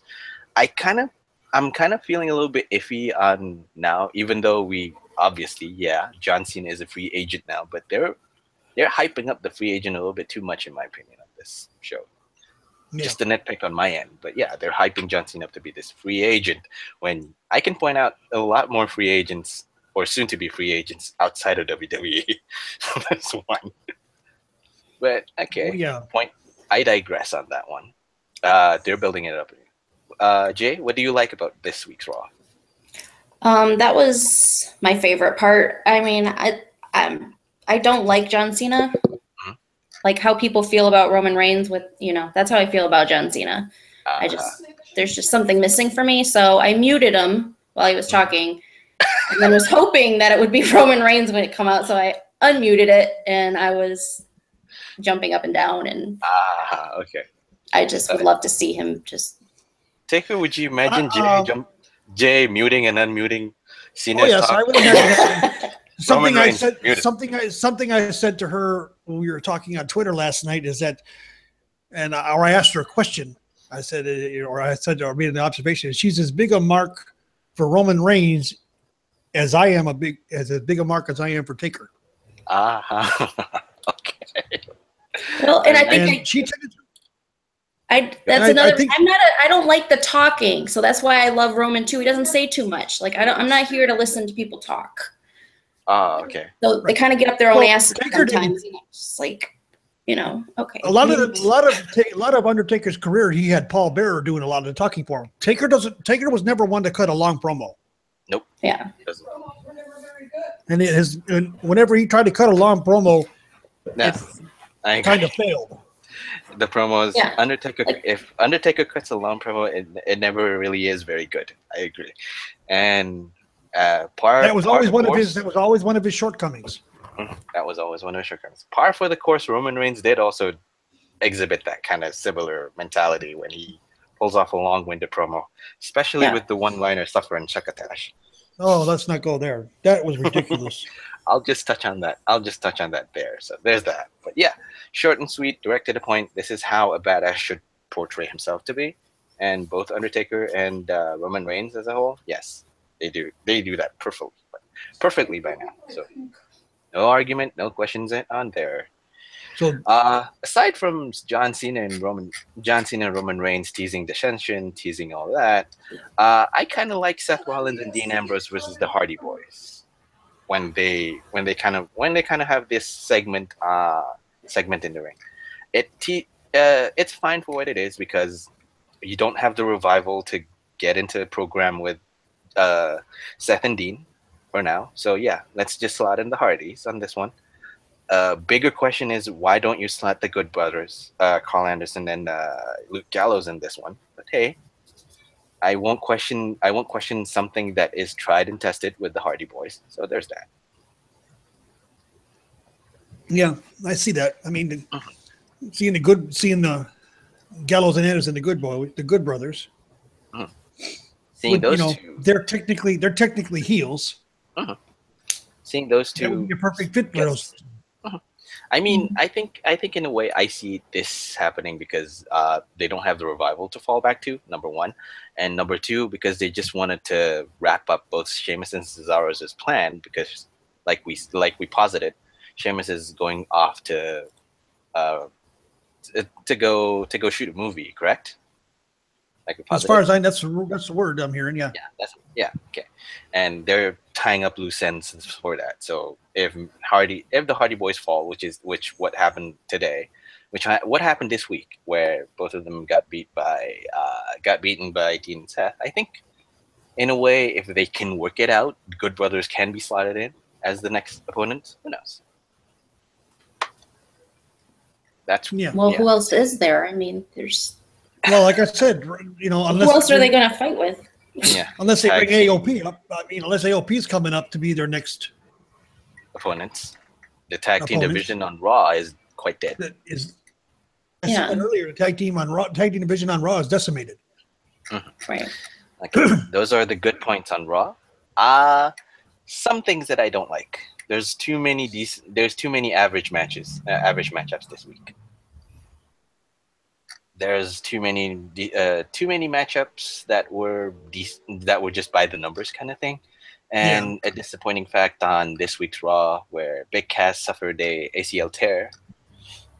Yeah, and that was disappointing. No matter how much you wanted to cut crap on. See you in a year, Cass. Yeah. No matter how much you wanted to cut crap on Big Cass' character being too generic a big man character is, seeing someone get injured is always a bad thing. So speedy recovery to you, Big Cass. Hope you don't miss too much on the pizza. So there's one. Yeah. Those are some of the things. I'm disappointed by the way Emma is being treated. Nia Jax continued to look dominant this week. But the bigger story, I think, in my personal opinion, is Emma. What exactly is the end game with Emma's character? I mean, she's a heel. She's a heel who thinks she deserves a greater opportunity. She thinks that she should date Kurt Angle's illegitimate son, Jason Jordan. As a way to get more noticed. I'm gonna date your son. What a way! What a way to. That's gonna work. Like never. I mean, okay. What? Like I said, she's a heel who thinks she deserves a greater opportunity. Does she turn babyface with the win over a monster opponent like Nia Jax? Does she disappear after losing to everyone? Where's the story? I'm not convinced that WWE know, because initially I thought WWE know the story because Emma has been complaining this is the story. You're going to be booked as this whiner, complainer, please date my son, daddy, those kind of thing. But now I'm not convinced that WWE officials actually know what to do with Emma. That's when this. Well, that's brought her out with. Yeah, when they brought, they need to bring Dark Emma all the way out. Yep, true. I mean, here's the more disappointing bit. I enjoyed the 8-man tag match of 205 Live Cruiserweights than that match. And I'm supposed to root for Emma. Yeah. That's interesting. Yeah, so it's sad. It's a disappointing feeling for me. And I think even the point of Sasha Banks' championship address, where Alexa Bliss entered the fray, was a tad bit more interesting than Emma versus Nia Jax. Sorry to say. Well, it was Emma. It was Emma and Mickey this week. Mm-hmm. I thought. No. It was Emma Was it? and Nia. Was it It not? was Nia. It Nia was Jax. Nia. She won with her Oh, Samoan yeah, drop. because Emma was running her mouth backstage to Dana Yes. Brooke of all people. Yep. There's another one that's kind of been In limbo. pushed off to the back. Yeah, well, she's not. I still don't think she was ever ready to come up in the first place. Yeah, true. She wasn't, because she was supposed to be a foil to Charlotte Flair. But not a good decision on my end. But like I said, go ahead. The women's division on Raw is in a holding pattern of some sort. It's in a holding I just don't see what it is yet. because we're looking to see where Sasha Banks did the championship address. Yeah, they're in a holding pattern. Alexa Bliss comes out back again, orders her rematch clause for. Yeah, but didn't want to do it in front of the fanboys in Brooklyn, which Nope. Okay, nice move on Alexa Bliss to still grate the heel, to pull out the heel character. Well, yeah, I mean, you get kind of tired of seeing the rematch clause being done the next night. Mm. Nice change. But Alexa Bliss did actually pull off a very, very interesting and very, very subtle booking story, and a subtle note to booking histories, where she said that Sasha Banks has never successfully defended her title each and every time she wins it. That's true. And I think that was a good call up from Alexa Bliss, where Sasha Banks has never retained her title. She always wins it, but she never retains. She never successfully defends it. And this is the story going in. Is history going to repeat itself when Alexa Bliss faces Sasha Banks at Memphis next week? Or is she going to successfully defend it next week? That's a question. And that one is just the by the numbers. Again, it's a by the numbers segment.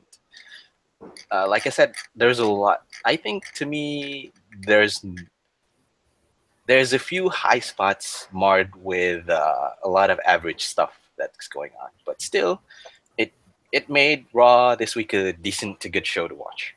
Surprisingly, for the third week in a row. Raw's on a roll right now. Mm-hmm. Agree. Jay, what do you think about this week's Raw? I enjoyed it. I usually do, though. I'm not. Yeah. It's usually SmackDown that I have the issues with. Oh boy. Don't we all? But And we're just about to go touch it right now. We're gonna go touch it right now. Yeah. I gave Raw a solid B- for the week. I agree. I'll give it a B- too. It had its moments where it was kind of like what, but in the end it was pretty good. I mean, okay, I can see that. I can give it a B- too as well. SmackDown Live. What an interesting show that was Tuesday. Like I said, this week has been very, very interesting for WWE programming as a whole, and this encapsulates everything that's very interesting. Everything that is wrong with WWE. I mean, where to start? What do we don't like about SmackDown this week? Where to pick? Where to start? Where to start? It could barely hold my attention. I think I was on Twitter more than I was able to watch.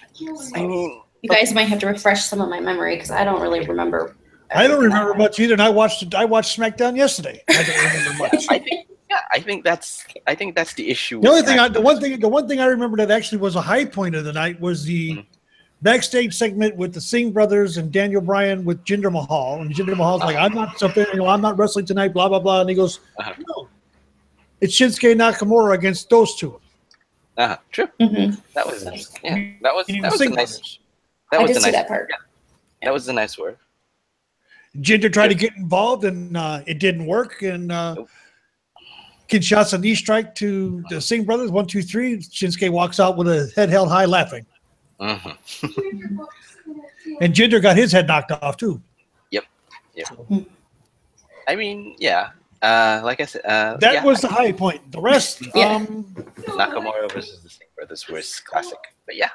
Oh yeah, well, there was also the tag match: Natty and Carmella versus Naomi and Becky. Yay! We see Becky in the ring again. Yay! But didn't she eat the pin? I don't think I watched that. No, Naomi did. Naomi ate the pin. No.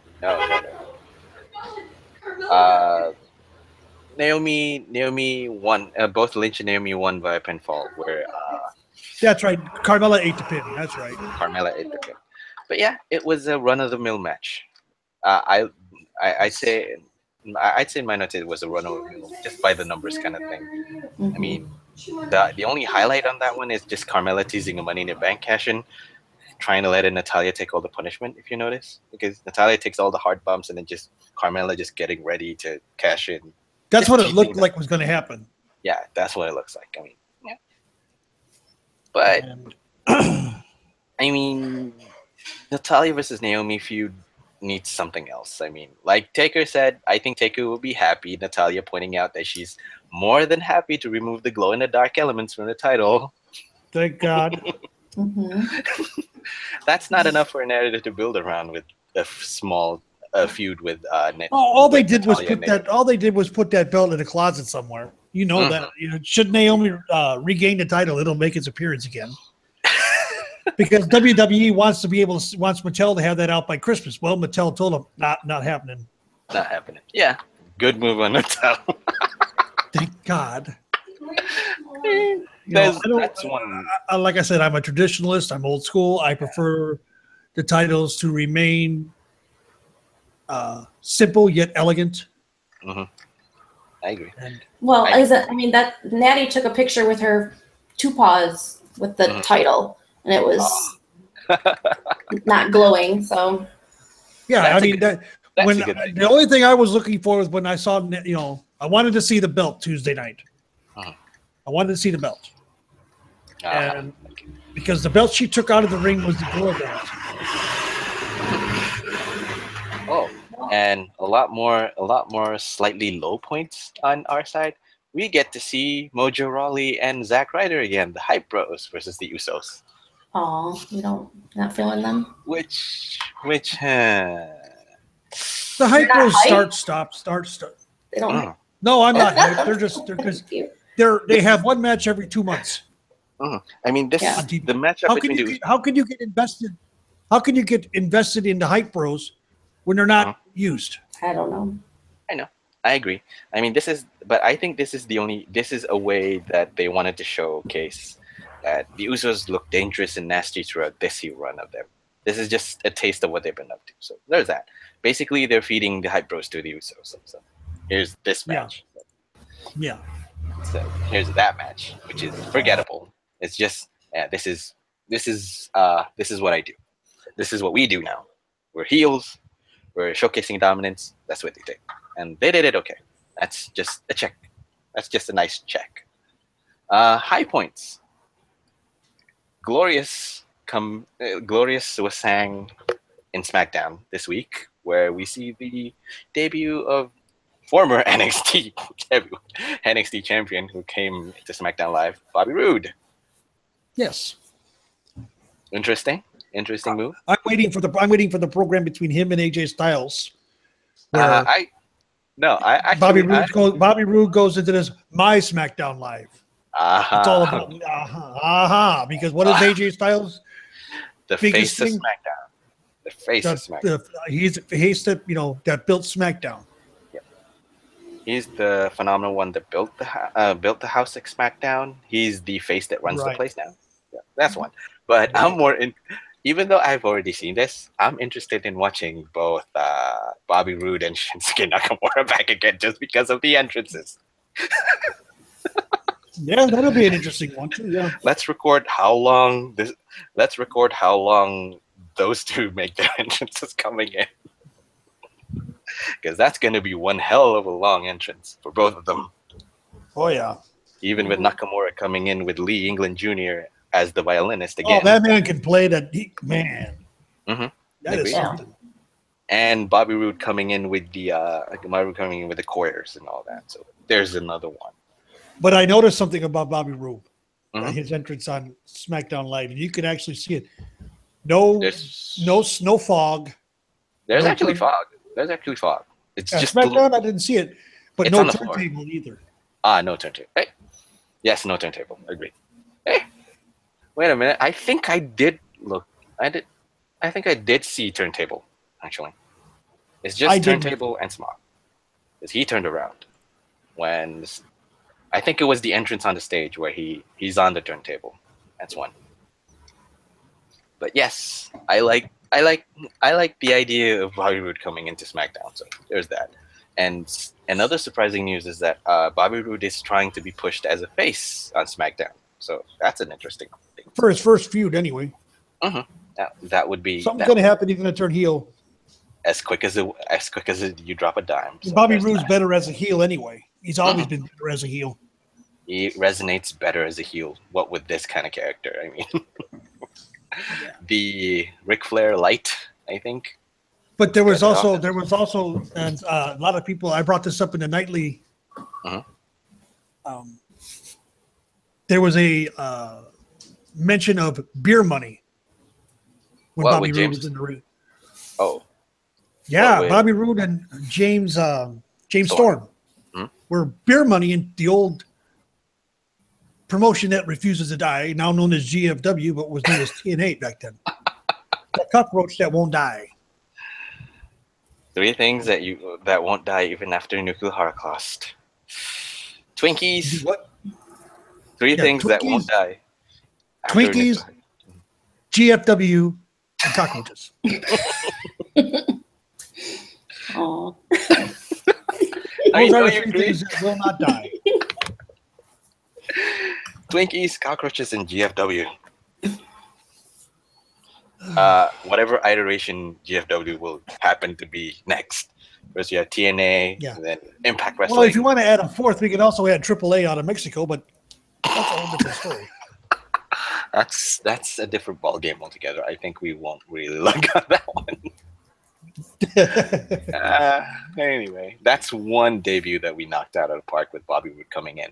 The other would be a surprise entrance. Not so surprisingly, Shelton Benjamin comes in as coming in. Shelton Benjamin, after a serious shoulder injury that required surgery and rehab, is finally involved with SmackDown Live, and they're putting him in a tag team with Chad Gable.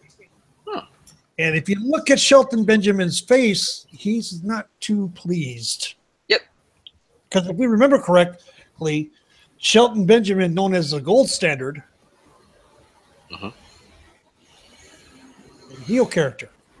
Yep. He was introduced and debuted as As a- half of Team Angle.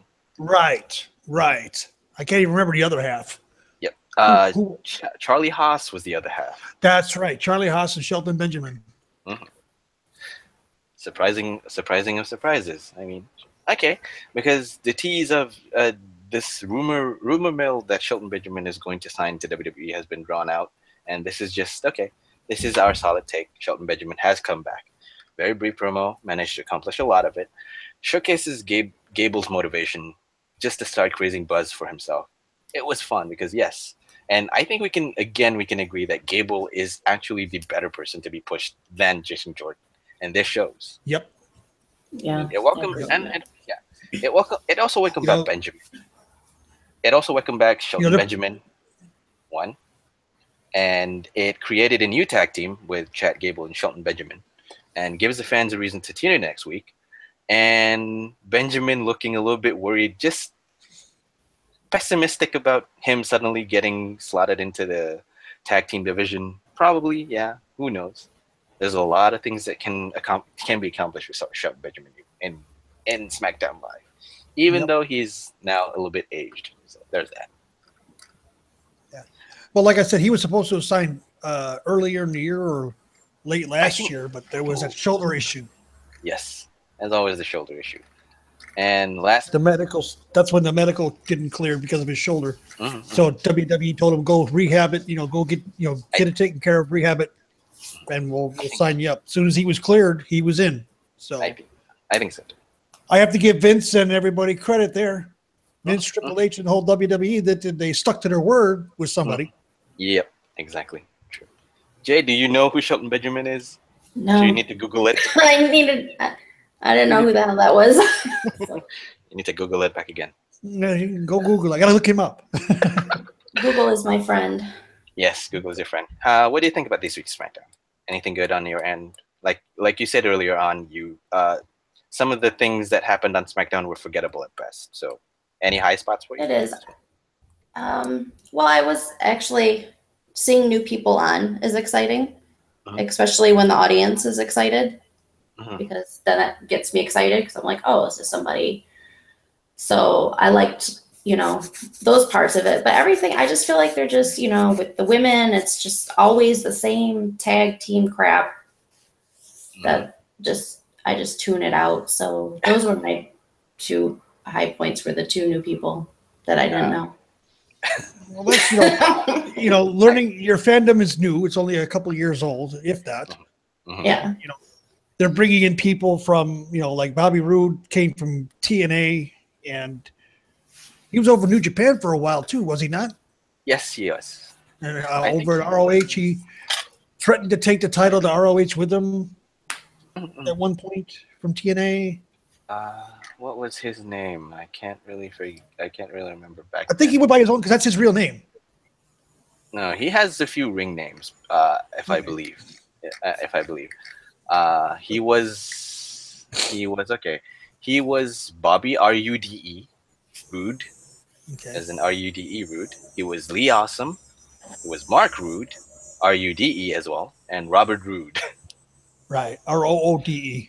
Yes. I think he was trying to sell himself off as Ravishing Rick Rude's partner or something. Who knows? Related to him somehow, yes. Yes, exactly. But yeah, you can do a lot of research on that one, on this one for him. So there's one. Bobby Roode coming into the SmackDown is going to do a lot for the singles roster. I think there's some built-in feuds there. Shinsuke and him, AJ and him, because those two put on some hellacious matches in the TNA days. Yes. AJ Styles and Bobby Roode. And no, it was AJ Styles that left TNA with the title. That's right. Yeah, AJ Styles left the one because and if you want to touch on GFW/TNA's history a little bit, Bobby Roode was best known for his 12-year tenure working for TNA, and he's also considered as a TNA original. Right. This guy has pedigree, even though he's working. Even though it's TNA, but even though it's will TNA. never be. Well, like I said, it was acknowledged somewhat with the beer money reference by JBL, which is good. At least they're acknowledging TNA's existence. Somewhat. They're not saying actually TNA. They're just making subtle references to certain things that they did during their careers. So here's a question for you, Jay. I know your fandom is not that big, but who on SmackDown would most certainly attract your attention, aside from the new debutantes in both Bobby Roode and Shelton Benjamin? AJ. Obviously. Obviously. How so? How so? Yeah. Have you seen him? What? No. Is that supposed to be the answer? Have you seen? Yeah, no. Yes. I mean, I have like it's hard for me to defend why I like somebody. No, we're not asking you to defend, we're asking you to elaborate. There's a difference. Elaborate more. Well, that's what I mean. If they entertain me and I'm excited and I enjoy watching them, then that's all that it takes for me. So what you're saying, if they grab your emotions somewhat, you take an interest. Yes. And he's done that. And he did that when he feuded with Roman, and I was like, oh wow. So, and I just kind of fell in love with him after that. Mm-hmm. And Okay. continued. So behind Roman, he's number 2 then. Yes. Why are you laughing? No, we're not laughing. Fair enough. What? I'm not laughing for the sake of laughing. It's okay. That's an interesting point. Okay. Fair enough. I mean, I think that's the I think that's the the difference between how an old school wrestling fan in Taker would think about when compared to someone who just walked in in the form of Jay. She's just you just started watching WWE again about 2015, if I'm not mistaken. Again, I never was ever a wrestling fan. It was my son who started watching it, and I just would use it as a way to bond with them. I was like, oh, what's this? I mean, I knew who Hulk Hogan was. That was my wrestling knowledge. All right. Okay. Everybody knows who Hulk Hogan is. Right. Or, the Slim Jim commercials with Randy Macho Randy Man Savage. Savage. Yes. Ooh, yeah, dig it. Yeah. That was it, So I just approached it as, oh, this is fun and entertaining. And I never really got into like discussions or details or looking at stories so in depth before. So it's all new to me. Mm-hmm. So. I think you're gonna have a lot of interesting time digesting the history that surrounds this thing, because there's a lot you need to take in. Yeah, there's a lot. It's not, I'm not going to pressure her into, we're not. there is to know about wrestling. I mean, she'll, as she has questions, she'll ask. And and I told her last night, I said, if you ever have a question, don't be afraid to ask me. I'll try to answer it. If I don't know the answer, I'll go find out. So both of us know. That's a great. That's how that's how I work. I don't judge anybody. I try to say, I may not agree with everything you have to say, but I'll be respectful about it. And if it gets to the point where we completely disagree and we can't come to a common ground, we just respectfully agree to disagree. That's how we were supposed to work. Don't you guys agree? So, she's had some issues with people getting on her about her fandom for XYZ wrestler, and I don't think it's right. That's one way of scaring new fans off. Yep. And it doesn't need to happen. And it's also scary when you are around people that know so much and then asking you questions and you don't really know how to answer it, and then you feel like inferior or not a real wrestling fan, and it's, you know what I mean? Like, I'm just like, well, I'm just enjoying it. I like it. Yeah. That's perfectly fine. In my eyes, that's perfectly 100% fine. I'm not going to, don't feel that way about it. If you got questions, ask. I mean, people in the community that we belong to will gladly help you. And we'll poke fun, but we'll just poke fun. We'll poke fun for the sake of poking fun. Let's do some research. Who the hell is this guy again? Gotta hit the Google machine. I've hit it a lot, trust me. That's fine. Hey, that's fine. If it helps you, hey, great. I don't have it. And if it helps you bond with your son, all the better for it. Exactly. There's one. That's important. Okay. Anyhow, long yesterday. We're off to a very wonderful tangent, actually. Very touching tangent.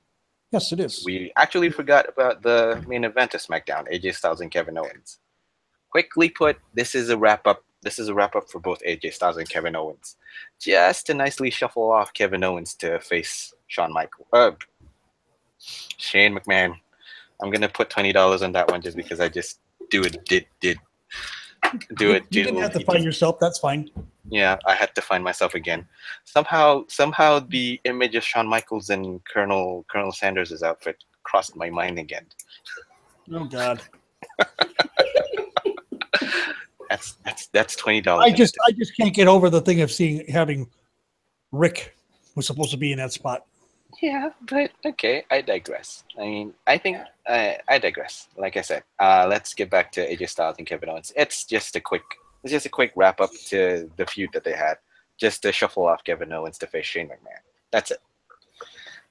The question remains: who's going to face AJ Styles for the U.S. Championship? Still floats in the air. That's one thing. Well, we know Baron Corbin. All he has to do is answer the challenge. Yep. If his nuts hasn't been returned to him by then. Really, he don't. Man, they neutered him. And, Yeah, that's bad. Yeah. And I don't even like him, and I feel bad for him. I mean, don't feel bad. You know, you're allowed to feel bad for wrestlers you don't like. You're allowed to. I mean, we're finding it hilarious because he got his nuts cut off last week before SummerSlam. He got ethered by John Cena, Nikki Bella, and Dave Meltzer of all people last 2 weeks ago. He lost a verbal matchup with all three of those people, and he got beat by John Cena, who seems to be mailing it in, just making a lot more jokes than usual on SummerSlam. That is the match that happened. So there's that. We forgot about that match. Yeah, we did. That's how forgettable the match is. Yeah. I mean, Yeah. don't you agree? That's how forgettable the match is. John Cena actually. Yeah, it was one match that we didn't even talk about because it was like, and I think I said that in the breakfast show that's going to be the match that happened, and that's exactly what it was. Yeah, I completely forgot about that one. Because just a quick reminder on that one. It's just a match that happened. Cena suddenly actually looking like he's goofing off on stage is one thing. Completely disrespecting Baron Corbin is another thing. So, but looks like he deserves it. So, I mean, slotting him in here as AJ Styles' brick wall maybe on his feud for the Open Challenge could work if John Cena, Nikki Bella, and Dave Meltzer returns his nuts back again. So, that's one thing. Yeah. And WWE Creative too. They got a part of it too. So. They got to return Baron Corbin's nuts that has just been neutered. So there's that. Sorry, Baron. We just are calling it like we see it right now. If you're listening, the lone wolf just got turned into the lone bitch. Oh, damn it! Oh, poor baby. And it's not even our fault. It's his own fault. I mean, we're sorry for you, pal. So good luck on your endeavors again. Let's build you back. So that main event on SmackDown was one of the higher points. I mean, I agree. Don't you agree, Jay? This one would be the higher points on SmackDown. No. No? I'm sorry, I can't. That's fine. That's fine. I told you that whole feud with Owens and all that. I was over it, and then when I saw that they were wrestling, and I barely paid attention, so I saw parts. Like when Shane came out, and I'm just hoping you guys are right, and this is the. It should be. I mean, because the stipulation of the match when Shane set it up was, okay, Kevin, this is your last opportunity. Yeah. Win, lose, or draw. This is it. Yeah. But it also brought up a huge question on my end, because here's the thing. I already said it once on the nightly. And also on Twitter as well. This is as long as AJ Styles is U.S. Championship, Kevin Owens will never be the championship. Will never be the champion. No. So that should get balls. That should get a few cogs rolling. What if Kevin Owens realizes this and starts planning on dethroning AJ Styles rather on an indirect basis rather than direct basis? I mean, oh, you mean being a distraction of some kind? Or just kind of like being a mastermind, because we know that the character of Kevin Owens is this cunning person who can plan out elaborate stuff in advance and all that. I mean, it could possibly happen that Kevin Owens kind of like subtly nudges Baron Corbin into this position where he wins the title, and then suddenly Kevin Owens backstabs him and then gets back the title. Because as long as Styles is champion, Kevin Owens cannot be champion. What if AJ Styles was defeated by someone new? For example, let's slot in Baron Corbin here after he gets his nuts back. He gets to be the U.S. champion, but then again gets stabbed by Kevin Owens in the back. He becomes U.S. champion by hook or by crook. Because if he cannot do it legally, he has to do it illegally. I see your point. Well, does that mean Styles goes off to do something else, or is he going to chase Owens again? Because I think Styles would move on to. Now, here's something interesting. You would, to add on to that point that you just made, MDS. That would be a perfect way for if Jinder is still WWE champion. I hope not. AJ goes after Jinder. I'm gonna go one up with you. What if by then Nakamura is WWE champion? Ooh, well, that would be a match. That would be a match, and we would see AJ Styles heel appear somewhat. Not full blown, but more heelish than he is now. He returns back to. He doesn't really return back to the Smackdown heel AJ. He returns back to Bullet Club AJ. In a sense, that I could see. Because I can definitely one up you on that, Eddie Taker. What if Nakamura by that time is WWE champion? That's what I'm saying. We would see the Bullet Club AJ go after Nakamura because they've already teased that twice. Once at the ladder match, once at the Money in the Bank match, and then once before Jinder had his match with, or before Nakamura had his match with Jinder. Because you remember, he says, "You win the championship, you issue the challenge. I'm going to answer." True. That was a backstage promo with AJ and Nakamura. Yes. So that's twice that match has been teased.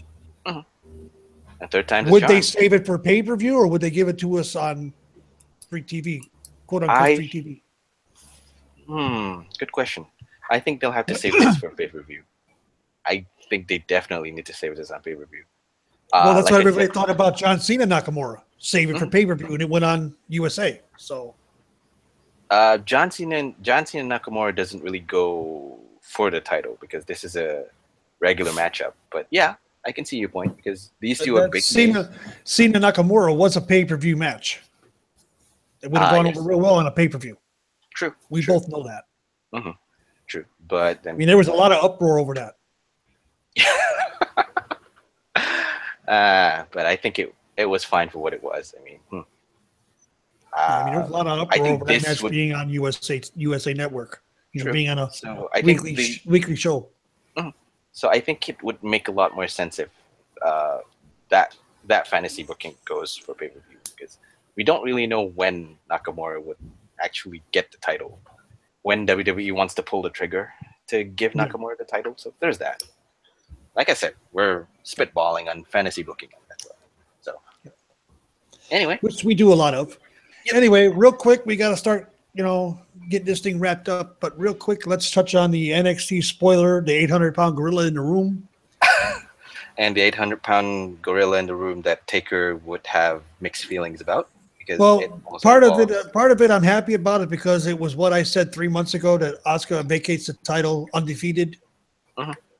And that's what we're getting, whether it be a shoot or a work on the injury of the collarbone. That's irrelevant. Rumors have her going up to Raw, which I still say, if that's the case, is a mistake. Because there's only one person she hasn't faced on the Raw roster, and that's Sasha Banks. There are no real feuds for her there. There are ready-made feuds on SmackDown. There are a lot of ready-made feuds on SmackDown. So there's yes. I'd like to see a match between Natalya and her. Technical wrestling meets strong style. That's right. Or Charlotte versus, two people that, Charlotte's supposedly strong style. Charlotte versus Real Strong Style and Asuka. Charlotte Strong Style versus Asuka Strong Style. Yeah, that could work. Yeah. But yeah, You know, it was. there's a if you lot want- there. There's a lot there. I mean, yes, like you said, we blow the 800-pound gorilla in the room. Asuka, if you guys don't know it by now, Asuka vacated her title, relinquished the title, due to an injury. Well, they don't acknowledge the injury, so Yeah, they don't that's what acknowledge it. That's what so the taping that's was what's making. That's what's got people thinking that the broken collarbone is a work. exactly. It's now And again, maybe that's WWE's way of hiding the truth. because like you said, we have seen a number of times already where WWE is plugging the leaks quite frequently now. So they're bringing the unknown back again. In a way, it's a fun thing because now the question is, when will Asuka comes back on the main roster? That is, I'm sorry. Right. This is not a question of if anymore. If her injury is real, and how long does something like that usually take to recover from? 6 to 8 weeks. 6 to 8 weeks. So it'd be mid to late October at the earliest. Just in time for Hell in a Cell. Okay. So it's always now. It's just like I said. Now it's a question of when will she come out, and whether the injury is on Asuka is a work or a shoot. So well, there's Asuka has tweeted out a picture of an X-ray showing a broken clavicle, broken collarbone. So it could be a shoot. So it could be a shoot. It could be an old X-ray. We don't know. You know. Yeah, it could be a shoot. It could be a work as well, where she's just putting smoke and mirrors on our side, so that we can say, she's gonna take a rest for about. Are we seeing the rebirth of kayfabe? I don't think the kayfabe has died. It's just that it has been blurred by now because. But what I mean, are we seeing the rebirth of true kayfabe where we, the leak that WWE had, the pipeline that someone had into creative has been sealed. Because really none of the results were ever out there for people to see. True. For SummerSlam. We could be seeing the rebirth of true kayfabe. But like I said, I personally think that it hasn't disappeared. It's just been blurred because of the advent of social media, and a lot of people are using social media nowadays, and people can get to see the other side of wrestlers in more easier kind of way. So there's that. Yeah. I mean, there's always a chance where a wrestler such as Dean Ambrose himself, who crosses the line between kayfabe and shoot, he doesn't have a social media account where he goes on to just post stuff about himself and whatnot. His only one he's got is his character one, and that's he stays in character. There you go. It doesn't, like I said, that's one example of how kayfabe has been blurred. It hasn't really truly disappeared. It's just that it's getting shelved back, in my opinion. Anyway, so there's that. All right. Yeah. Like I said, let's just do a quick recap on NXT, where Asuka didn't make an appearance. I am happy to see Sarah Logan, aka Crazy Mary Dobson, again. She's one signee from the Indies that signed into NXT, so she's in the Mae Young. Yeah, she's also in the Mae Young Classic. She gets pit on against Peyton Royce. And jobs to Peyton Royce. Jobs to Peyton Royce, but it was congratulations, Matt. Anyway, we got to wrap this up, guys. I hate to do this, but I got to take someone into work. So, as always, thank everybody. I hate to cut everybody off like that. I know it sounds rude and everything, but I've got, my wife, I got to take her to work. Real life struggles coming up. We've already gone close to 2.5 hours. So we have. Yeah. Anyway, I mean, listen to, this is Shooting the Breeze with me, with TakersMinion, your host, my co-host, MDS. I want to thank our guest today, Jay Volpe from the Daily, Also known as Jay, also known as Brady Rainsfam, yes. Also and known Yes. also known as Miss Google Queen. yes. Yes. Thank you. Thank you. I hope you had a good time. I did. Thank you for having me. Not a problem. Be sure to listen to the other podcasts that go on during the week. We have Wednesday Night Shooting with Tanya Rogers and Andrew M. Swift. We also have Two Guys, One Sport. That's with Crazy Chris. Curtain Jerker. And Curtain Jerker, which is on tonight at 9 p.m. Eastern. Uh-huh. And, there are, all the ones that, not your demographic. Mm-hmm. And keeping up with the kayfabe. Yeah, keeping up kayfabe. That's another new one that show. I discovered. Mm-hmm. I just but anyways, you can follow me. You can follow me on Twitter at @takers_minion. Uh-huh. Or you can subscribe to dropping our podcast to both iTunes and SoundCloud after they are done, so you can download them to listen to them at your leisure. Yes. How can they get a hold of you, MDS? They can get a hold of me on Twitter, BeckyGotBank666. Thank you, Swiss, for that. I'm not gonna stop promoting you on this one. You deserve this. And you can catch me on Cage Side Seats. I occasionally drop by on the nightly. I try to drop by on the daily. Like Taker said, you can catch us Shootin' the Breeze live on YouTube, like right now. If you can't, you can catch us on iTunes, on Apple Podcasts, Shootin' the Breeze, as well as SoundCloud. Just search on the name Shootin' the Breeze. We're there. I'll keep you guys updated on any post we have. Anyways, that's our show for this week. All right, guys. Thank you.